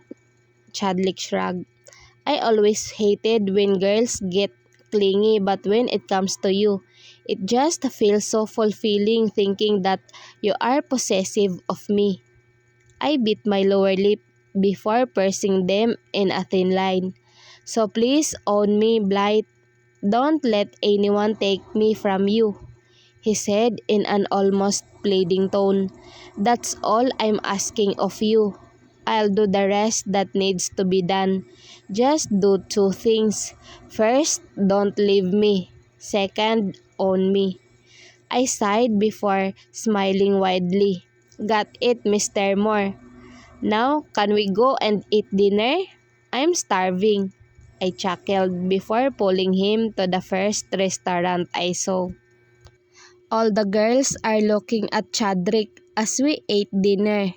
It doesn't matter if they have someone with them. It's like it's a must to look this way before heading to their table, and even more when they found a place to sit. I rolled my eyes as I stabbed the shrimp with my fork a little forcefully, making Chadrick look at me with a worried expression. What's wrong? He asked as he started reaching for my hand. I pursed my lips in a thin line. He told me to own him, right? He told me to be possessive of him and be jealous. Well, I thought it was ridiculous at first, but what better word is there to describe what I am feeling right now, other than jealousy? Am I in high school? Damn it. I shook my head and continued to eat. But then, it is already suffocating me, so I put my fork down and looked at Chadrick. You really stand out even with simple clothes, huh? I told him, a little angry and sarcastic, and I made sure that he gets what I mean. He blinked at me, his gray eyes looking so confused. Are you saying that I'm handsome? I already know that, he shrugged, chuckling and shaking his head. I stared at him, baffled at his confidence. Seriously, this is one side of Chadrick that I didn't know. He's rich, arrogant, and proud, but I never heard him praise himself. It's refreshing and annoying at the same time. This. I rolled my eyes and just continued eating. I heard him chuckling even more, but I pretended to be too focused on the food and ignored him. I can't believe we just got official minutes ago, and now I'm already hating all the girls who keep looking at him. How can I survive this relationship without getting annoyed at all these women? It's not like Chadrick is going to look ugly in the future. He's handsome and tall and stands out effortlessly in the middle of a crowd. Who needs to adjust then? I get it. He started and I brought my eyes to his face. He's staring at me with a smile. Are you jealous of the girls looking at me? I frowned at him. No, I immediately denied. He smirked, obviously not believing my lies. It's okay, baby. They may look at me, but I will always look at you. I swallowed hard as I felt goosebumps in my whole system. My heart started picking up its pace once more. My body really seems to overreact whenever he says words I never thought he was capable of uttering. I've always known him as an intimidating person. When I first met him, he looked so mysterious. But as I got to know him better, I learned that he's not only mysterious, he's cold and domineering too. When he first kissed me on the lake, I knew that it would be really hard for me to flush him out of my system.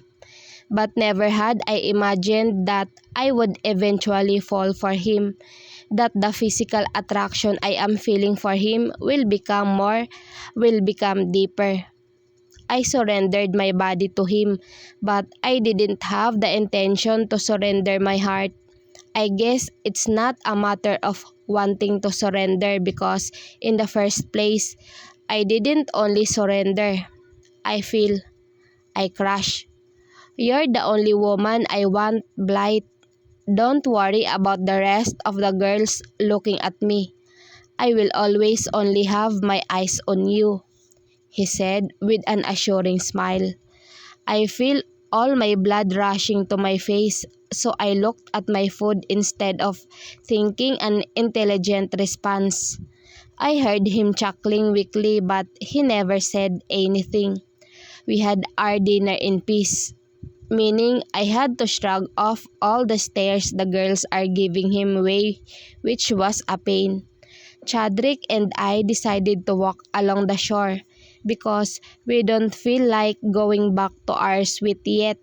So with our fingers laced with each other, we had a peaceful walk along the beach.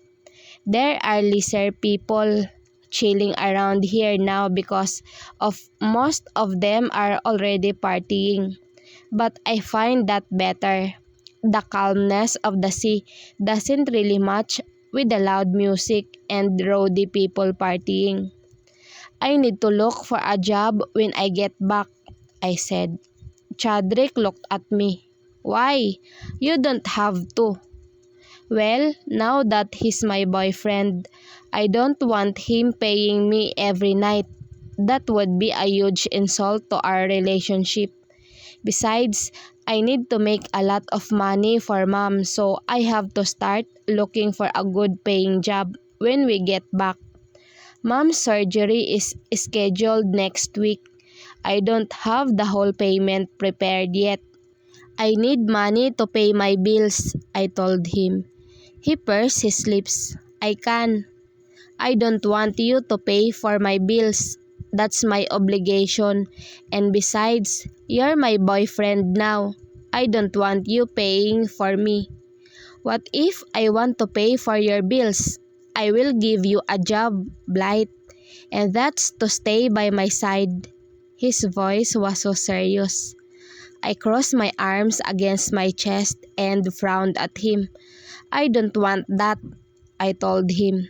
When I became your girlfriend, I already know that I need to stay by your side and I don't want to be paid by you whenever we met because if that happens then I'm no different from an escort.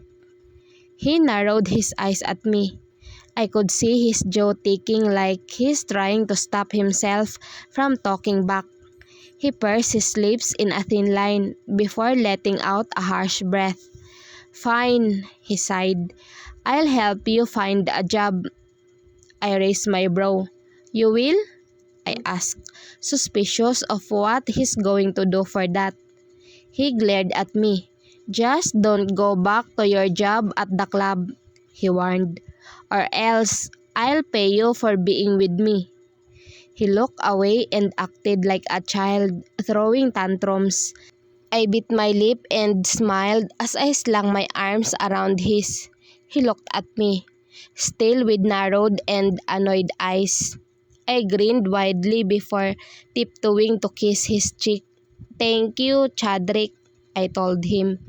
I felt him stiffen at my move. I know his cold walls are already breaking down. I hugged his arm tightly as we continued to walk around the shore. It's unbelievable how our relationship took a different turn the moment we admitted that we like each other. Now, we're already officially a couple. I've given him the right to me, allowing him to be possessive and territorial of me and our relationship. I never thought I would like men like that, clingy and possessive. But I guess all my principles are dumb when it comes to Chadrick. He just defies every belief I have. We found a huge rock near the beach and decided to sit there and enjoy the nighttime view of the sea. He held my hand and assisted me before sitting beside me. He's looking at the sea, quietly observing the waves. When we go back to Michigan, are you staying there for a while? I asked him. I know that he's from Chicago. He's only staying in Michigan for some important matters. I've never really thought of this question until now that we're exclusively dating. I didn't really care about it before since he only hired me as an escort. But right now, I realize how much time he sacrificed to be with me in Michigan when his business is based in a completely different state. Well, not that Chicago is far, but still, it's a different state. Chadrick looked at me and sighed. I'll stay in Michigan, he replied. I stared at him. What about your business? Who is he kidding? He's the CEO of one of the largest chains of hotels and resorts. I can work using my laptop, Blight. He faced me. Are you worried that I'm not doing well in my business because I am in Michigan instead of our main office? I sighed. Who wouldn't be worried? I spat. I somehow feel like you're slacking off your work because you're busy with me. He smirked. I won't slack on both things, whether being with you or managing my business, he said, reassuring me that everything is alright. I'm good at multitasking, baby. I rolled my eyes and shook my head before hearing his laugh. He wrapped his arm around my waist and pulled me closer to him. He planted a kiss on my temple. I like doing simple things with you, he whispered. I leaned my arms on his thighs and snuggled closer to him. Me too, I replied, and together we watched the twinkling sea in front of us. I looked at myself on the mirror. I am wearing a pastel pink halter dress with a high slit. Chadrick chose a pastel pink tie because of this dress. I smiled at myself. I only applied slight makeup and curled my hair. Chadrick walked in and hugged me from behind. You look beautiful, he whispered as he kissed my cheek. He's wearing a gray suit with a pastel pink tie. His hair is brushed up cleanly, but he looks extremely handsome with his stubble. Are you ready? He asked me. I smiled and nodded. Let's go, I replied. Chadrick led me downstairs with a black limousine is waiting for us. The chauffeur opened the door and Chadrick assisted me inside. I don't really understand the need for this extravagant ride. This would only mean more attention will be drawn to us when we arrive at the hotel where the gala night will be held. But when I saw all the other businessmen arriving with different colors of limousines and other luxury cars, I guess this pretty normal for the elite people. Chadrick went down first before extending his hand for me to hold as I got out of the limousine. Apparently, there are no reporters. Well, this isn't a celebrity function, so I wonder why I thought there would be media involved. Chadrick led me inside the hotel, towards the function room. The moment we entered, bright lights welcomed my sight. I looked around the venue and was left in awe. There are sophisticated-looking women laughing together with wine flutes on their hands. Are you okay? Chadrick leaned closer to whisper. I looked at him and smiled. I'm just a little overwhelmed, I replied. He nodded. Don't worry. We'll leave early if you want. I shook my head. No, you need to socialize with the people here. I would stay with you the whole time. The sides of lips rose. You better stay by my side the whole night, he whispered as he led me towards our table. There were people on the table when we came. I'm guessing they're a couple because the guy's hands are all over the girl. The guy with dirty blonde hair and blue eyes nodded at Chadrick and smiled at me. The woman was smiling widely at me too. "How's your doing, Nero?" Chadrick asked the guy. The guy Nero shrugged. "I'm on vacation with my wife here when they said there's a conference, so we extended our stay here to attend," he replied, but then he glanced my way. "Who's this beautiful lady with you?" he smirked. Chadrick glared at him. "Blight, these are my friends, Kensela and Nero from Hermosa, California," he told me. "This is Blight, my girlfriend." Nero's eyes widened like he couldn't believe what he just heard. Kinsella also laughed. I'm guessing they know what kind of a playboy Chadrick is. After all, he introduced them as his friends. "Wow, I never really thought you'd get a girlfriend, Chad," he beamed. Kinsella nodded. "You were the biggest flirt among all your cousins," she laughed. "I remember you hitting on everyone in the club." She trailed and then looked at me. "But that was in college," she said, as if trying to make the situation better. I smiled and nodded. "It's okay, I know what kind of man Chadrick is before even dating him," I replied. Nero and Kinsella laughed hard while Chadrick faced me and glared. I grinned widely at him as I poured wine on my glass. "Cheers," I told him, trying to lighten up the atmosphere. The four of us had fun and I was happy that I was able to know some of Chadrick's friends. It just makes me feel like I have gotten inside his life, finally. Since we are in Michigan, I don't really know the people he cherishes. But now that I met his friends, even when they are from the West Coast, I still feel happy. Kinsella was from Chicago until she married Nero Bennett. She must really love him to go from the east to west.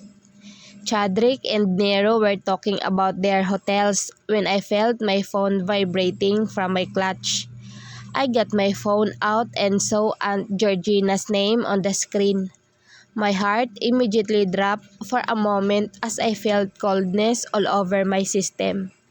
I looked at Chadrick and told him that I needed to take the call.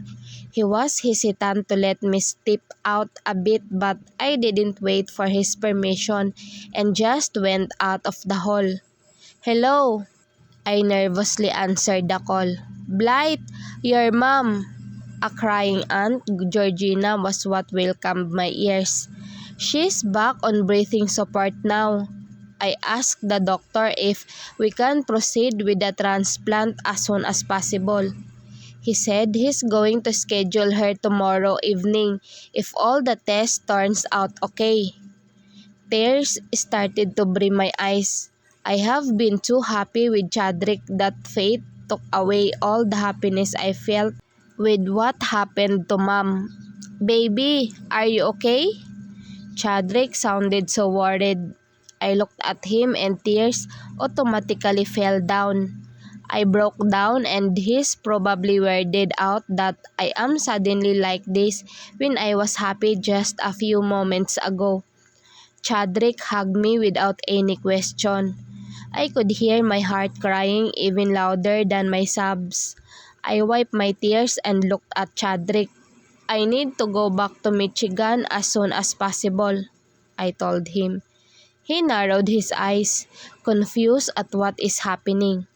"Please, my mom needs me now," I begged as my voice cracked. Chadrick nodded at me as he stared at me affectionately. "Okay, we'll go back to Michigan now," he told me as he wiped the tears on my cheeks. "Let's go now," he said as he led me back to our suite.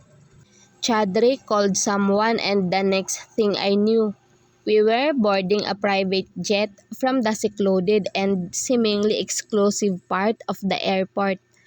I was still as devastated as I was in the party, but I am not crying anymore. Chadrick was holding my hand without trying to know what's happening, and I appreciate that. For now, I think I can't disclose it without breaking down. Chadrick offered me juice, which I accepted. I feel so dehydrated after crying. I'm not even sure if I look like decent woman right now. Do you need anything else? He asked me in a careful tone. I looked at him and shook my head. I'm good, I replied. Any food? I don't feel like eating. He nodded and then placed my hand on his shoulder. Whatever it is, I'm here for you, he whispered, his words tugging in my heart.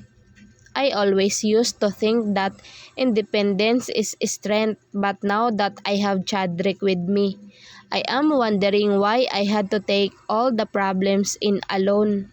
It was sure relieving to have someone to share it with. I have Aunt Georgina, I know, but the comfort Chadrick's words give me is different. It's as if I have a protector who will always look after me. Sleep now, Blight. You're tired from crying, he said as he kissed my forehead. I'll wake you up when we're in Michigan. I nodded, but I know I couldn't sleep. Images of my mom in a breathing support are still lingering in my head. I can hear the doctor's voice. I can hear him telling me I need at least $500,000. And then I shiver at the thought. I shut my eyes tightly. I sighed and hugged Chadrick close to me. I can feel his head on top of mine. Is there anything I can help you with this? He asked me as he laced his fingers with mine. He slowly stroked my palm with his index and I smiled weakly. Just be with me, I told him. I heard him sigh before feeling his head move in a nod. I will, he whispered as he caressed the back of my hand with his thumb.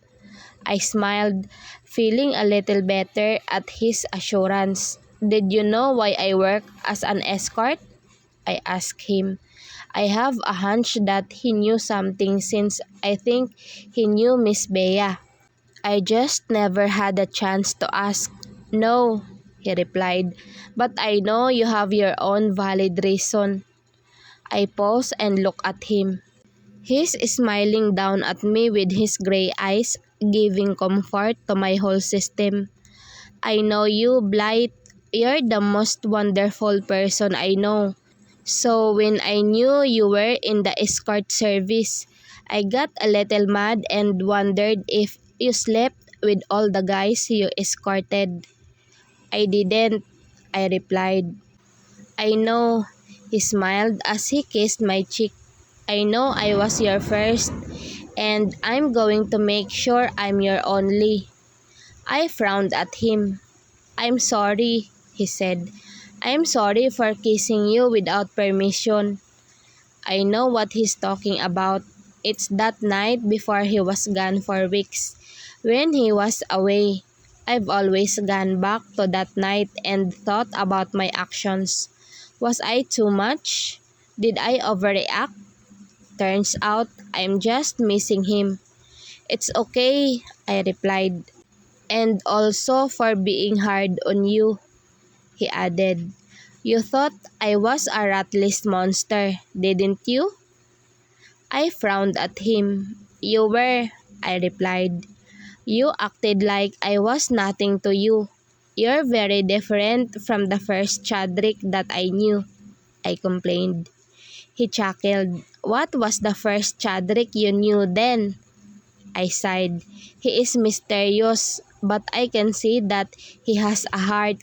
He's caring and I really like it when he helped me out of my job early because I get to spend more time with my mother. I like when he asked permission when he first kissed me. It makes me feel like I have the power to decide if he can or if he cannot. I looked at Chadrick and saw him looking back at me, amused. But it doesn't mean that I hate this Chadrick in front of me. In fact, you're my favorite, Chadrick. The sides of his lips rose before dipping his head down to capture my lips for a quick deep kiss.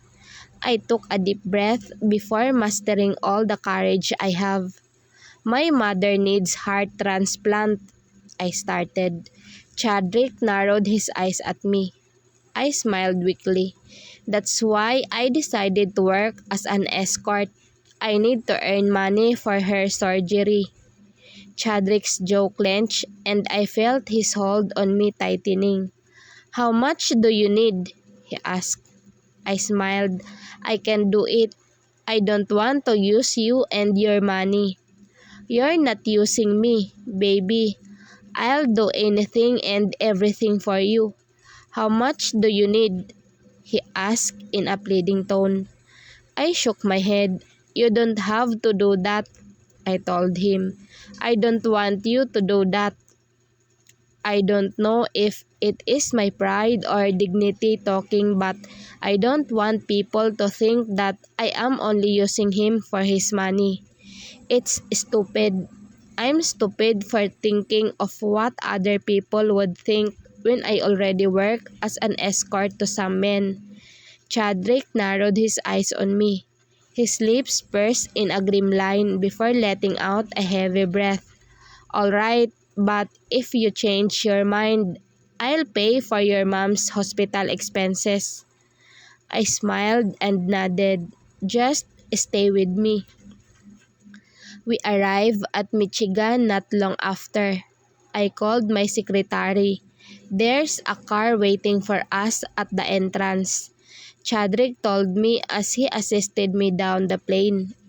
I nodded and held onto his hand. I'll go straight to the hospital, I told him as I got my phone out and dialed Aunt Georgina's number. She answered in 3 rings. I'm back, Aunt George. How's Mom? I asked her the moment she accepted the call. I heard a deep and loud sigh from the other line. Her tests haven't come out. We'll know if the doctors can perform surgery after the results are in, she replied. She sounded calmer right now. By the way, I have some other news. I don't know if it's good or bad though. I narrowed my eyes. Somebody donated $1.5 million. Do you have an idea who? She asked. Not long before you called, I received a notification that someone deposited $1.5 million to my account. I verified it with the bank and they said it was donated from an anonymous person. I stopped and looked at Chadrick. Impossible. It wouldn't be him, right? Is there a way we could know? I don't know anyone who would donate that huge amount of money, I told my aunt. She sighed. I know, me too, but we need it now, Blight. This is for your mother. Let's just consider it a blessing after all the struggles. I licked my lower lip and shut my eyes tight. Okay, I'll be there in a few minutes, I said. See you. Then she ended the call. Chadrick tightened his grip on my hand. Someone donated $1.5 million, I said. He stopped and looked at me. It's not you, right? I asked. Chadrick shook his head. Do you want me to know who that person is? He asked me. My eyes widened. You can do that? I asked. I'll try to pull some strings, he replied. I'll ask my cousin tomorrow. I pursed my lips and nodded. Okay, I told him. Thank you. He smiled. Anything for you, he uttered before we headed to the entrance where a heavily tinted black SUV is waited for us. How many cars does Chadrick own? His secretary Michael was standing at the side of the car, holding the car door out for me and Chadrick to enter. "I hope you had a good flight, sir," he told Chadrick. Chadrick just nodded at him before assisting me to climb up the car, and he followed. Michael sat on the driver's seat and drove us to the hospital without a question. "Can you get a hold of Porter?" Chadrick asked Michael. Michael looked at him through the rear-view mirror. "Right now, sir?" he confirmed, and Chadrick nodded. "I think he is in New York, sir. Personal business." Chadrick raised his brow. "What personal business?"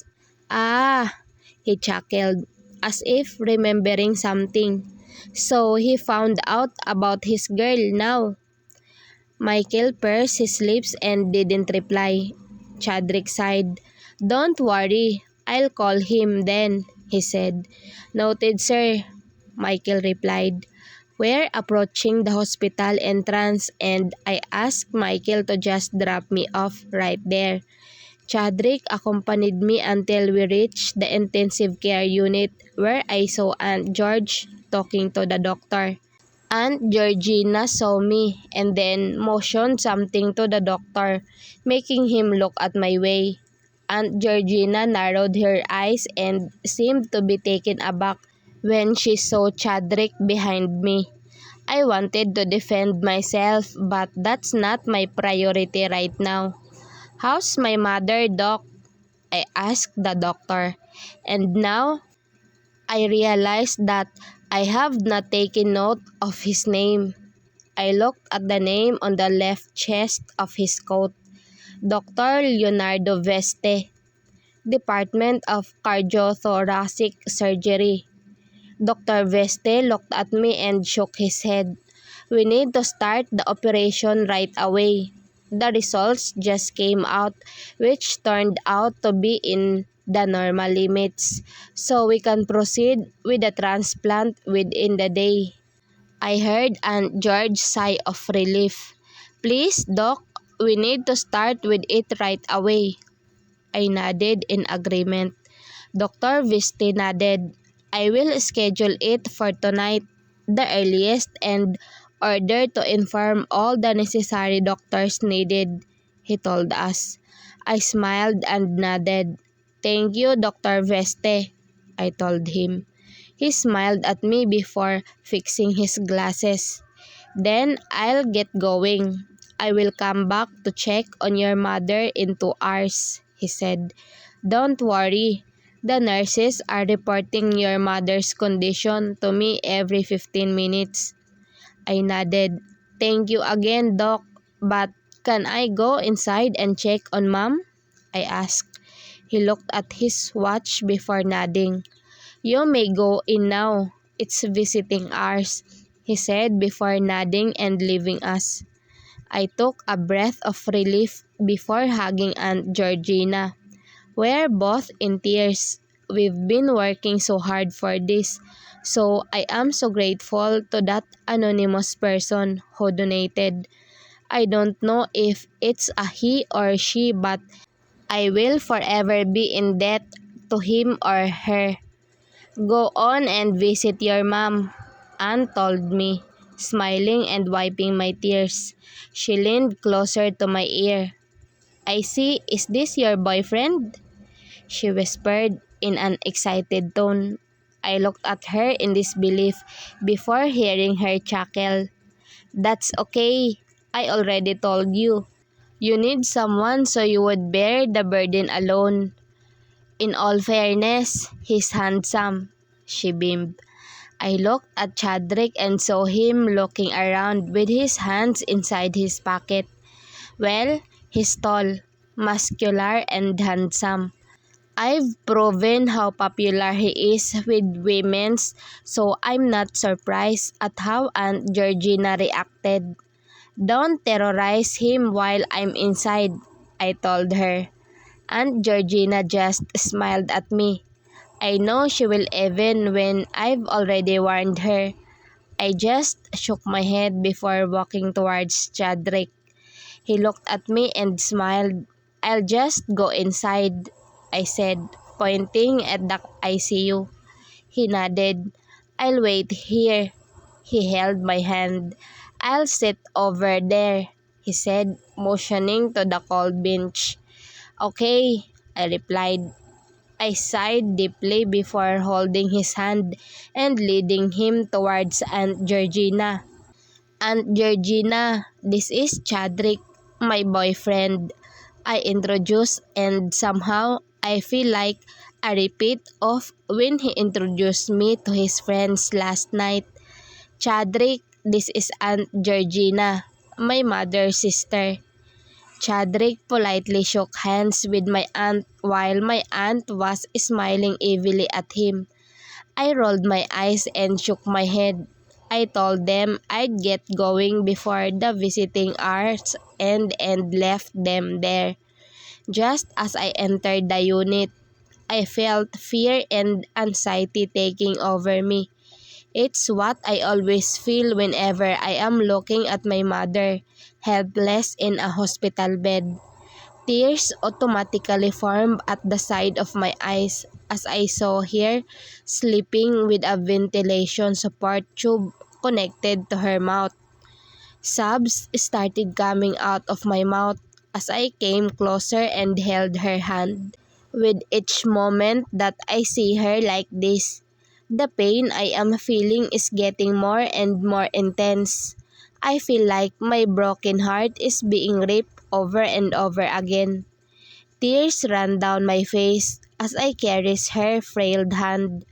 "You'll get better, Mom, I promise," I told her, sobbing. "We'll be able to do everything we used to do back then. I'll make sure of it." I shut my eyes as a new set of tears came falling once more. I stared at Mom, holding her hands, not wanting to let go. The doctor just called and the nurses told me that the transplant will push through as scheduled. I smiled at my frail mother. She's on bed, unconscious, with a breathing support connected on her mouth. Numerous contraptions are several machines connected to her. "We're going to make it happen now, Mom," I told her. How I wish she could open her eyes now and let me know that it will all be alright. I wanted to see the reassurance from her eyes that she can make it. I know she will, but I wanted to see it. It will boost all the positivity I have with me. I wipe a tear that fell down. I just can't help but cry. I don't know why I'm crying though. She's about to get the treatment she needs. Someone donated for her surgery cost. But what is this of feeling against my chest? I shut my eyes hard and held on Mom's hand, gently caressing it to let her know that I am here. I will be here always and I will do everything I can to make it all okay. I'd give up everything and anything just to make her feel okay. The nurse came in and checked her vitals. She looked at me and I can see that she smiled when I saw her eyes. She maneuvered the machine, clicking some buttons before bowing and leaving me. I sighed hard and leaned on the side rails of the bed. "You can do it, Mom. I know you can," I whispered, trying so hard not to break. It was only a matter of time until the nurse came and told me that visiting hours are over. She politely asked me to leave so they could do their nursing routine freely. The moment I was out of the door, I dropped down to my knees and cried, "Why am I so lonely now? Mom's already getting her surgery tonight. I should be happy and positive. But why is there something inside me that's breaking?" Aunt Georgina and Chadrick came rushing to my side when they saw me. "Blight," my aunt called me. "Let's get you up." she said as she helped me stand on my feet. Chadrick's arm snaked around my waist and assisted me to sit on the bench. He tucked the loose strand of my hair behind my ear and caressed my face. "It will be all right," he told me, as if he knew why I was down. My eyes are tired from crying, but I couldn't stop the tears from falling. I held onto Chadrick's arm as I buried my face on his chest. I heard him sigh deeply before caressing my back gently, trying to console me. "I didn't get the chance to know your mom, but I know that she's a fighter. She's fought for years against her heart disease. I know she will not give up now," he whispered. His words touched the depth of the sorrow in me, making my chest swell in overwhelming hope. He's right. Mom's a fighter. She always taught me to fight, and now I know she will fight. Aunt Georgina sighed. "He's right, Blight. Your mom will fight. We will get through this," she told me in the gentlest voice I heard of her. I looked at her and saw her smiling at me amidst her own tears.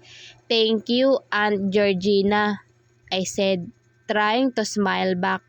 "Aunt Georgina has been with us through this battle. I don't know what I would have done if she wasn't with me and Mom." She shook her head and held my hand. "Don't thank me, Blight. It's too early for that. We have a long battle to go," she said, and I agree. Not long after, Aunt Georgina suggested that I go home first to change and sleep for a moment. She must be worried that I am over-exhausting myself. Chadrick agreed with her and volunteered to drive me home. I looked at him, studying him. "Are you not tired yet?" I asked. We both came from a 9-hour flight. I'm sure he's as tired as I am. He smiled and shook his head. "I am fine. This is nothing," he replied reassuringly. I frowned at him. "I'm sure she has work tomorrow," even though he was still scheduled to be on the conference. He left a lot of commitments to fly back to Michigan. I would actually understand if he works now. "You don't have work today?" I asked him. I'm really worried that he's slacking because of me. He looked at me and shook his head. "Nan, I am still supposed to be in Miami now, so I don't have scheduled meetings. I can be with you the whole day."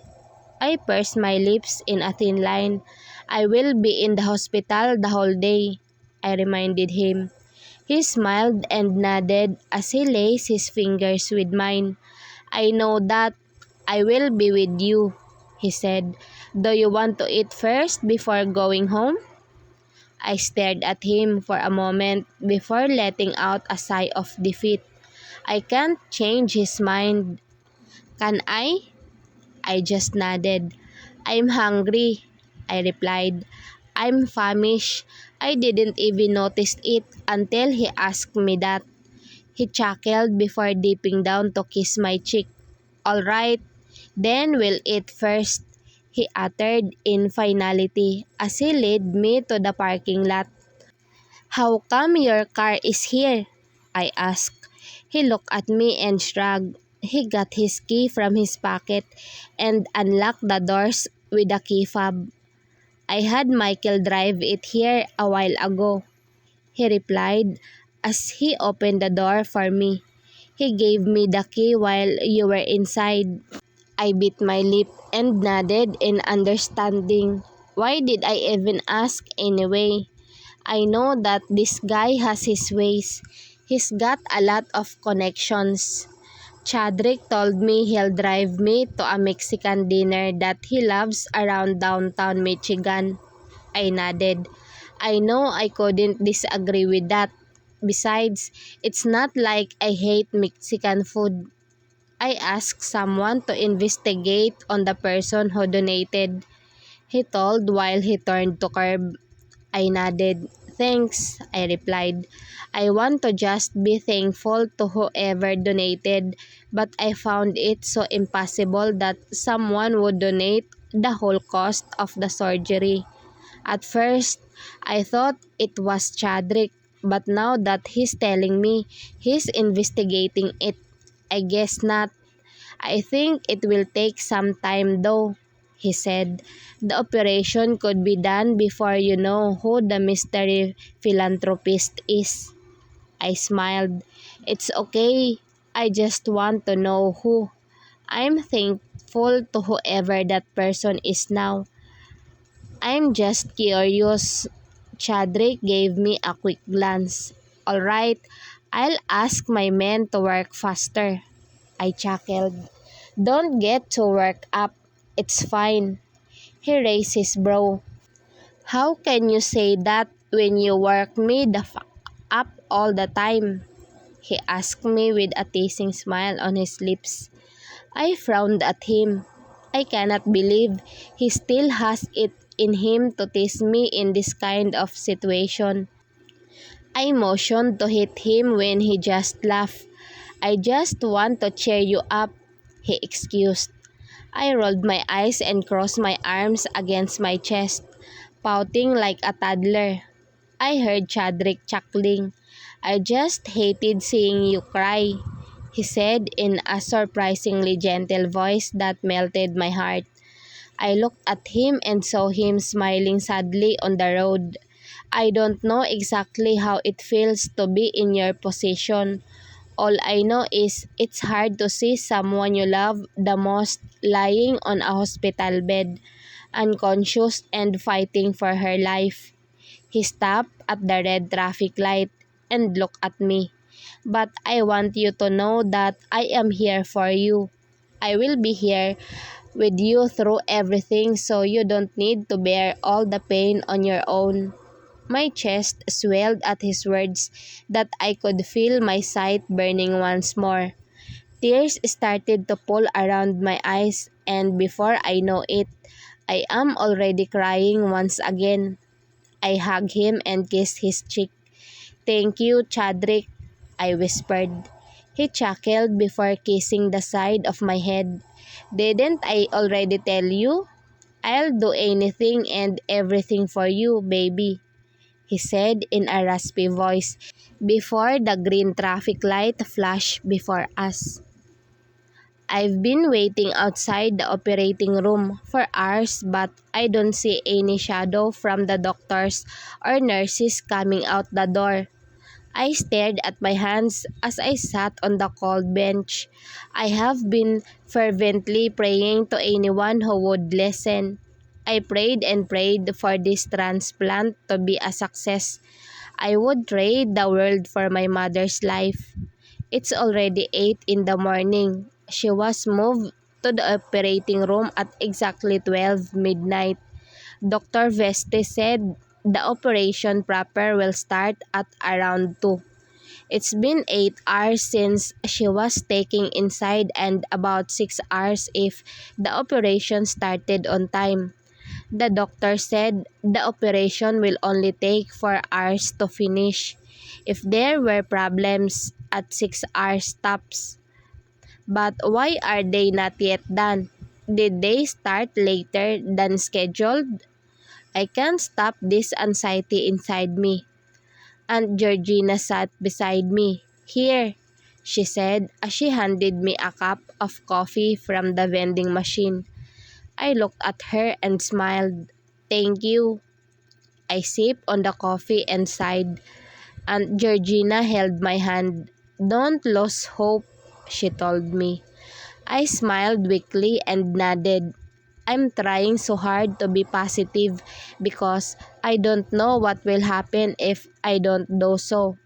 I've been working so hard for this.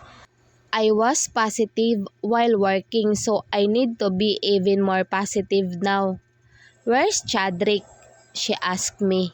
He went to work, I replied. Chadrick has a lot of work to do. He didn't want to leave me but I told him I was okay. Someone has been calling him every now and then and I thought it is his company. I don't want him to lose focus on his work for me. Aunt Georgina nodded. We both waited patiently. No one is coming out of the operating room. The doctor already has to come out sometime soon before I lose my sanity. I leaned on the wall, eyes closed. I couldn't stop thinking of the worst case scenario. I know this isn't going to help me mentally but my mind seems to love thinking about it. I shook my head, trying to shake all these thoughts away. I sighed hard until I heard the sliding of the door. I jolted up my seat and so did Aunt Georgina. We saw Dr. Veste coming out of the operating room with an unexplained facial expression. I don't like what I'm seeing now. He removed his mask and looked at me and my aunt apologetically. I'm sorry, he started, and I already have a hunch on the next words. We tried to save her but she couldn't survive. The doctor's words left hanging in the air. Aunt Georgina and I were too shocked to even utter a single word to the doctor. I'm really sorry, Miss Prescott. The patient passed away after the operation. She was under observation for a few hours after the surgery but she didn't survive. I shut my eyes. The second time he told me Mom didn't survive, I dropped to my knees and cried so hard. I've never felt so broken before. I sobbed and sobbed until Aunt Georgina joined me and together we cried for my late mother. I couldn't stop crying. When Dr. Veste allowed me and Aunt Georgina to enter the OR and go see my mother, it's like my whole body has gone out of my control. I didn't know what I'm doing. I may be wailing and ugly crying while hugging the lifeless body of my mother. Aunt was doing the same thing. She's crying as loud as I am doing. I didn't care about the people around me. Are we disturbing someone else? I don't know. All I know is I wanted to cry because my heart is in so much pain. So excruciating that I could faint because of the intensity of pain. We continued crying until the nurse came to us and informed us that Mom will be transferred to the morgue. Aunt George and I agreed and let the nurses do what needed to be done. She hugged me tight. I'm sorry, Blight, she whispered in a weak sob. I hugged her back and shook my head. Thank you, Aunt George, for being with me and my mom through these hard times, I told her. What would happen to my sanity without Aunt George? She helped me a lot. She made my hard life a little bit easier because of her love for Mom and I. She's my second mother. We walked, followed where Mom was taken. There was someone who assisted us for the next steps to make. I also texted Chadrick of what happened, to which he said he's coming to fetch me and my aunt right away. We chose the funeral service that we preferred while taking into consideration the number of guests that would come. Aunt Georgina said that there were some people who visited Mom while she was in the ICU. We did a rough estimate of the visitors that would possibly come and finally decided to have a simple service, 5 days tops. Chadrick arrived not long after and ran to hug me tight. He looked at Aunt Georgina.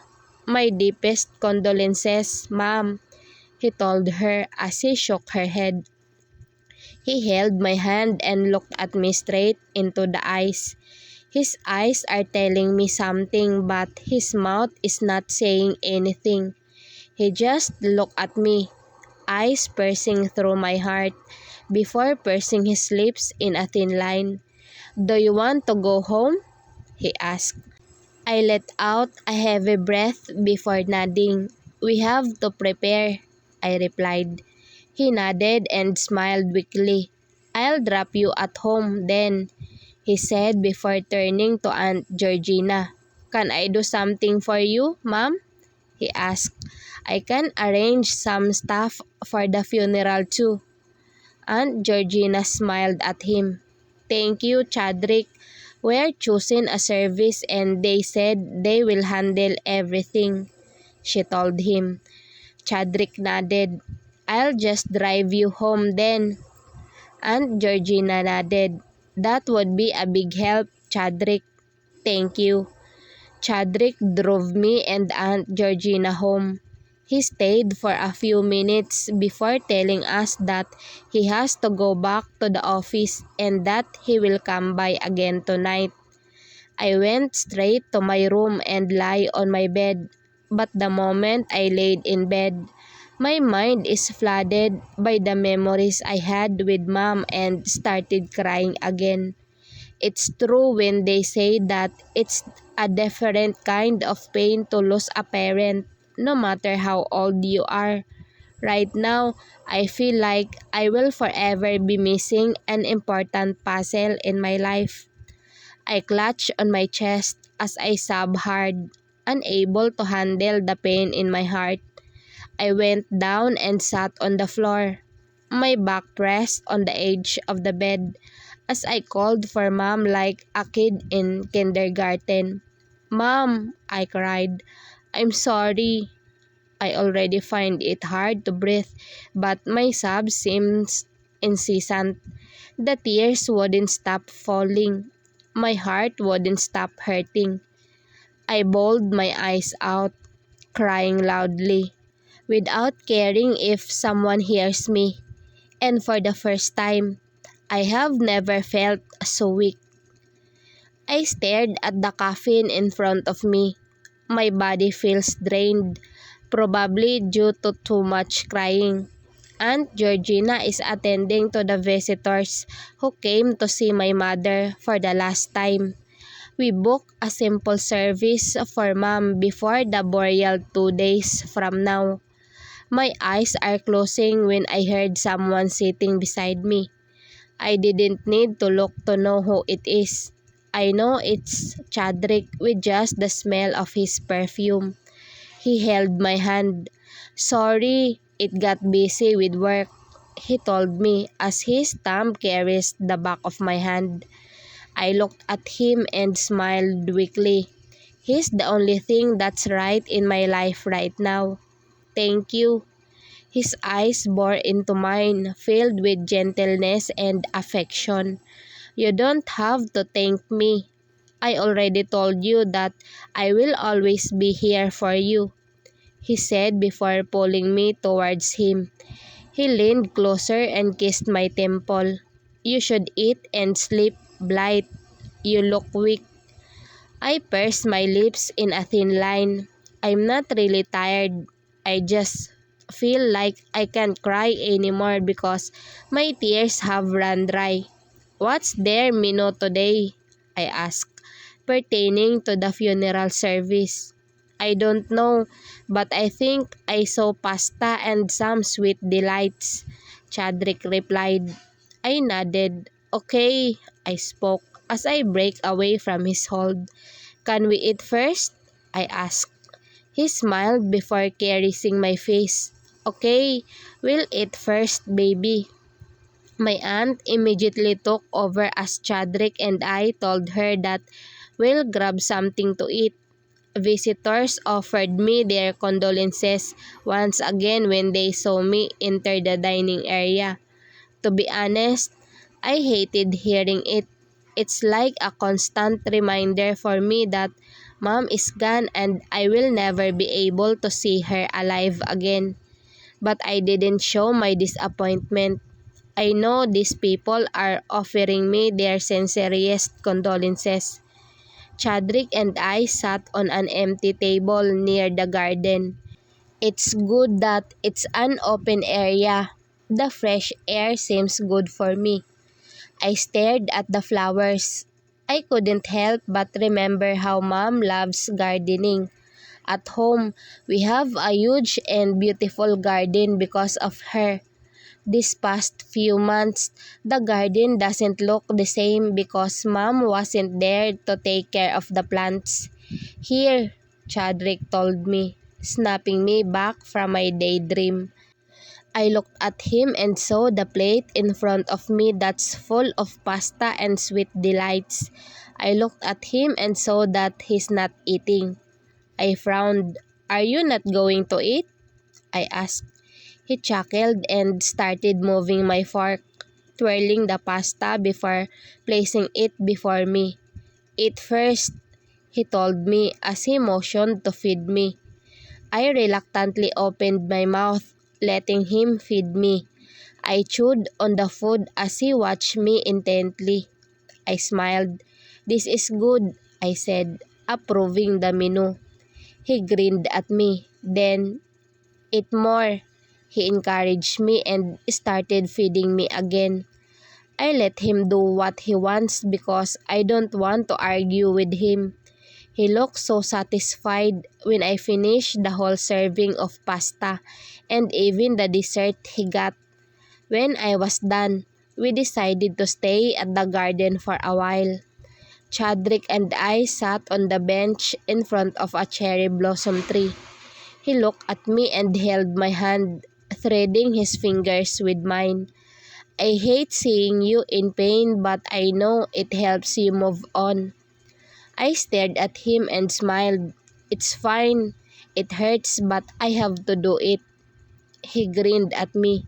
And you can do it. I will be here for you. I nodded at his words because it's his words that give me comfort through this pain. It was very hard for me to face every day knowing that I don't have Mom with me anymore. After the burial, I stayed at home and cleaned to be able to relieve myself of the void Mom left in my heart. Aunt Georgina is also feeling the same emptiness as I am. I asked her to go back to Hawaii and treat herself to a good vacation, but she refused. She told me she'll stay here with me and start a business or something in Michigan. We can use the condolence money we receive, she told me. I agreed with her.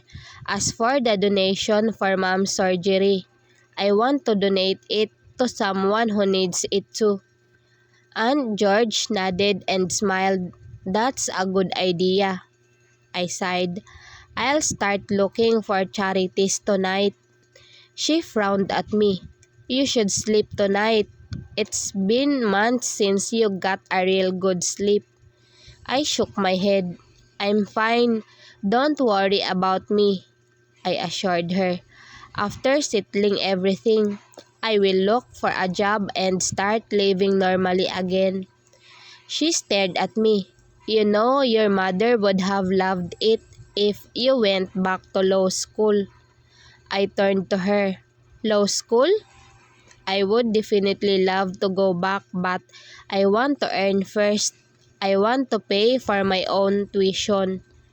You don't have to go back to Chicago. You can study here, she told me.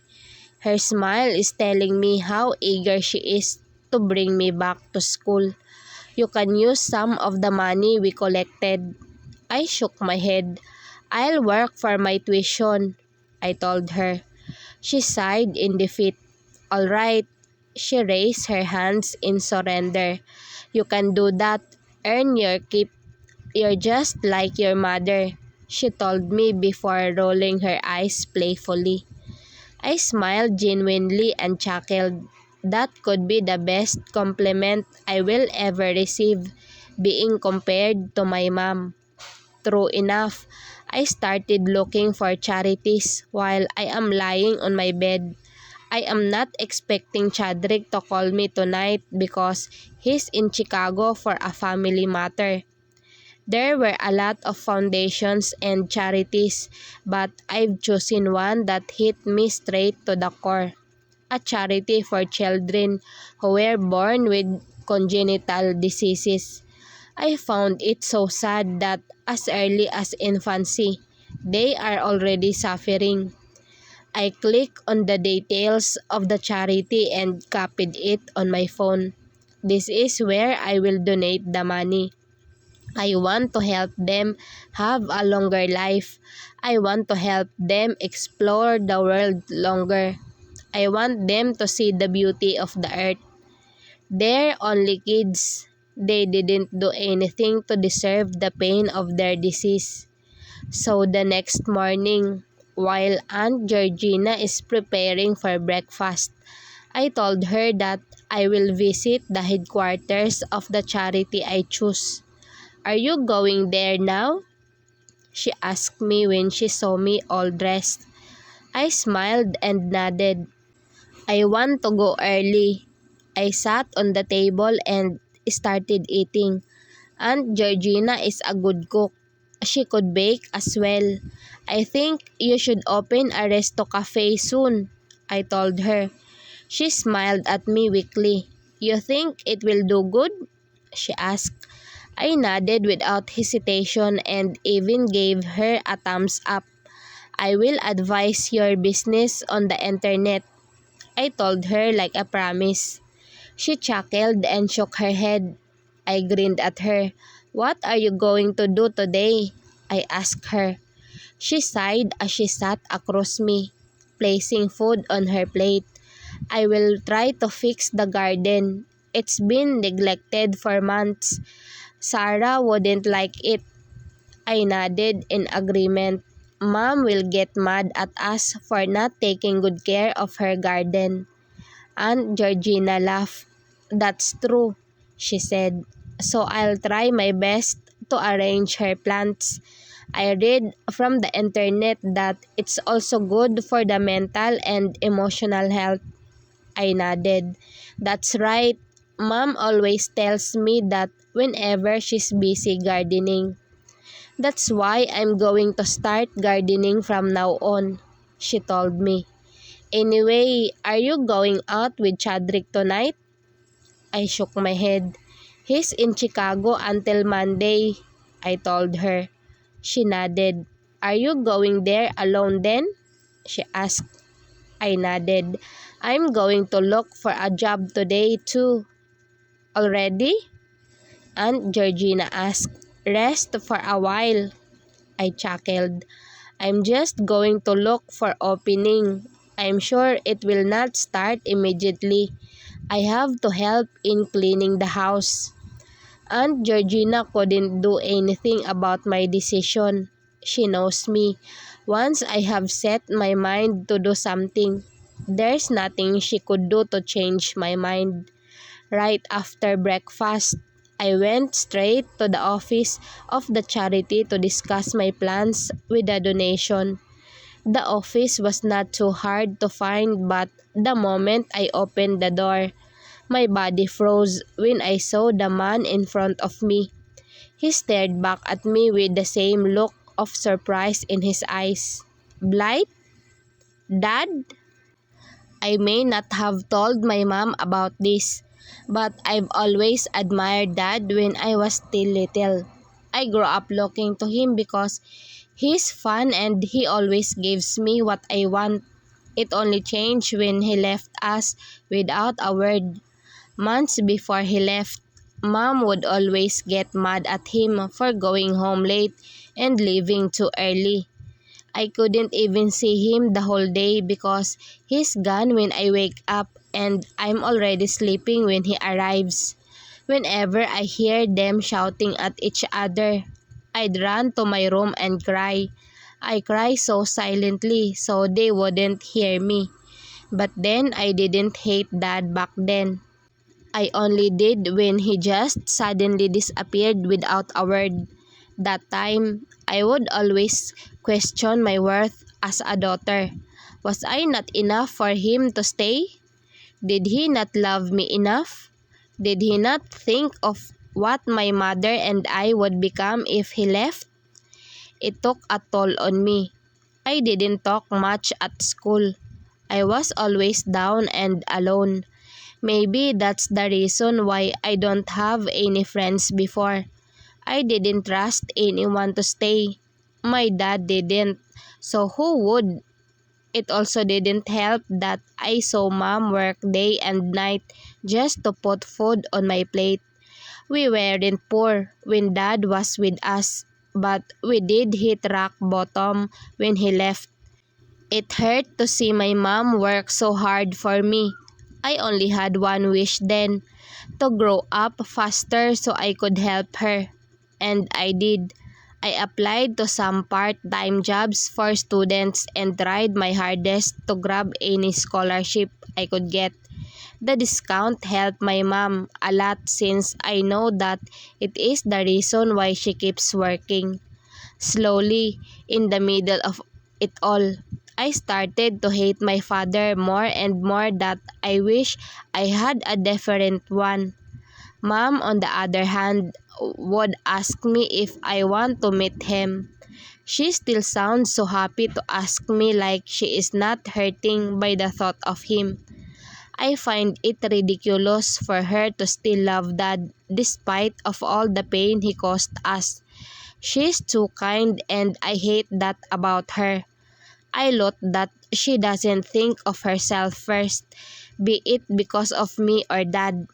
I hated that she selflessly forgets herself. She always puts others before herself, even underserving ones like my father. Before I went to college in Chicago, Mom begged me so many times. I was against that idea because Dad's funding my schooling and I hated the thought of owing him something. As far as I know, he's the person who killed the idea of love and trust for me. He's the reason why I don't believe in love and why I prefer to be with myself, distancing from the people who want to be friends with me. Except when I knew Tracy Mendez. She's too loud and she always follows me in law school. She's bubbly and cheerful and men love her persona. She parties a lot too. She's my friend, I guess. But then, I'm closed off because aside from Tracy, I can't really think of someone else who I could call a friend. Des? Maya? They're my colleagues at work and even though we tease each other from time to time, I don't think they are my friends. And this man in front of me is the reason of all of this. He's the reason why I had no choice but to make myself this way. Because I hated getting attached then being left behind. Blight, what are you doing here? Even his voice irked the out of me. I stayed at his house for some months after I moved to Chicago for school, but I saw to it that I didn't see him at all. That's how I hated his presence, and I know that he's aware of it. I stared at him with narrowed eyes. What are you doing here? I asked him back. He pursed his lips and clenched his jaw before letting out a deep breath. I'm sorry about your mother. That's not what I asked you, Dad. I cut him off. His lips shivered and he clenched his jaw even tighter. He didn't even have the decency to attend my mom's wake. How can he say that he's sorry? Liar. I looked at him with eyes full of hate. I know that he's aware how much I loathe him. I made it sure he wouldn't speak to me longer than 5 words when I live under his roof. I clenched my fist tightly, trying so hard to suppress the pain and anger I feel towards him. My father looked at me, pain written all over his expression. I want to scoff at him. Pain? The audacity he got to show me a pained expression when he's the one who left Mom. Blight, I'm really sorry. he said in a soft voice as if begging me to listen to him. I gritted my teeth hard. I'm here because I want to donate to this charity. Donate to this charity? He exclaimed in disbelief of the words I just heard from him. This person is a fucking awful human and here he thinks he can be a philanthropist. I glared at him. Don't ever bother, I told him. Your money, I don't know where it's coming from, but I hope you stop with this hypocrisy. He let out a dejected sigh. I just want to help out the kids with their heart diseases, he said. I didn't even know you'd come here. He looked down, looking so remorseful. A pang of pain crossed my chest when I saw him like that. This is what I hate from myself the most. No matter how many times I tell myself that I loathe my own father for abandoning us without proper explanation, it still pains me to see him sad. I want to be heartless to him. I wanted to show him that what he did is not okay. I wanted to let him know that I don't care what he does or where he goes, but deep inside me, I know that I would forever care for him because he is my father. I swallowed a big lump in my throat before coughing. I looked away. You didn't even bother helping my mom, I muttered under my breath. I heard him utter another apology before handing me a fucking black card. I narrowed my eyes at the credit card before glaring at him. I don't need that, I told him in gritted teeth. What did he think of me? A kid? He thinks he can buy me an apology by giving me his fucking black card? I know you would say that, but with your mother gone now, you'd have to start again, he explained. You also need to go back to school. I said I don't need that, I said in a raised voice. Dad's dark brown eyes widened in surprise. Blight! I shook my head and raised my hand, gesturing for him to stop. Please stop, I told him, as tears start to form around my eyes. Why the fuck am I crying over this? Damn it! I looked down and tried so hard to stop my tears from falling, but I can't. Because the moment I felt my dad wrap his arms around me for a hug, I cried harder than I have ever cried before. Where did you go today? Chadrick asked me when he called me on FaceTime. I sighed and shrugged. To the charity foundation for kids with heart disease, I replied as I ate the dinner my aunt cooked for us. Chadrick's hair is wet and he looks like he just got out of the shower. A black towel is hanging on his bare shoulders. Did you donate something? He asked. I shook my head. I met my father, I told him, and remembered what happened after he hugged me. It took me about 10 long minutes until I ran away from him. He was calling out my name but I didn't bother looking back. Instead, I spent the whole day at Mom's. Chadrick narrowed his eyes at me. He looked so serious and attentive. I can't really remember if I had told him stories about my father, but the worried look on his face is relieving. Are you okay? He asked. I smiled and nodded. Don't worry about me, I told him and sighed hard. Anyway, after meeting him accidentally in the office of the charity I was visiting, I spent the whole day with Mom. Chadrick stared at me sternly, studying my facial expression. So I smiled wider. Don't worry about me. I'm fine, I told him in reiteration. Anyway, how's your day? I asked him instead, trying to change the topic. Chadrick sighed and leaned on his seat. Tons of meetings, he replied, sounding so exhausted. I smiled before chuckling. "That's because you spend too much time in Michigan, Mr. Moore," I told him in a teasing way. He flashed an arrogant smirk before tilting his head to the side. Damn, I'm weak for that view of him. He shifted on his seat and leaned closer on the screen. "I miss you already," he whispered with his melting gaze. I licked my lower lip before biting it. Wow, I can't believe I am this affected. Even from the screen, his charisma is radiating and I could feel my heartbeat rising. He grinned widely, seemingly aware of what effect he has on me. He looked at me with his seductive and dangerous gray eyes. "I want to fly to where you are right now," he trailed as he looked at me from head to foot. I put my spoon down and glared at him. "Can you not do that?" I asked him, which made him burst out laughing. I glared at him before rolling my eyes. What a tease. I resumed eating while he was still laughing. I looked at him and glared.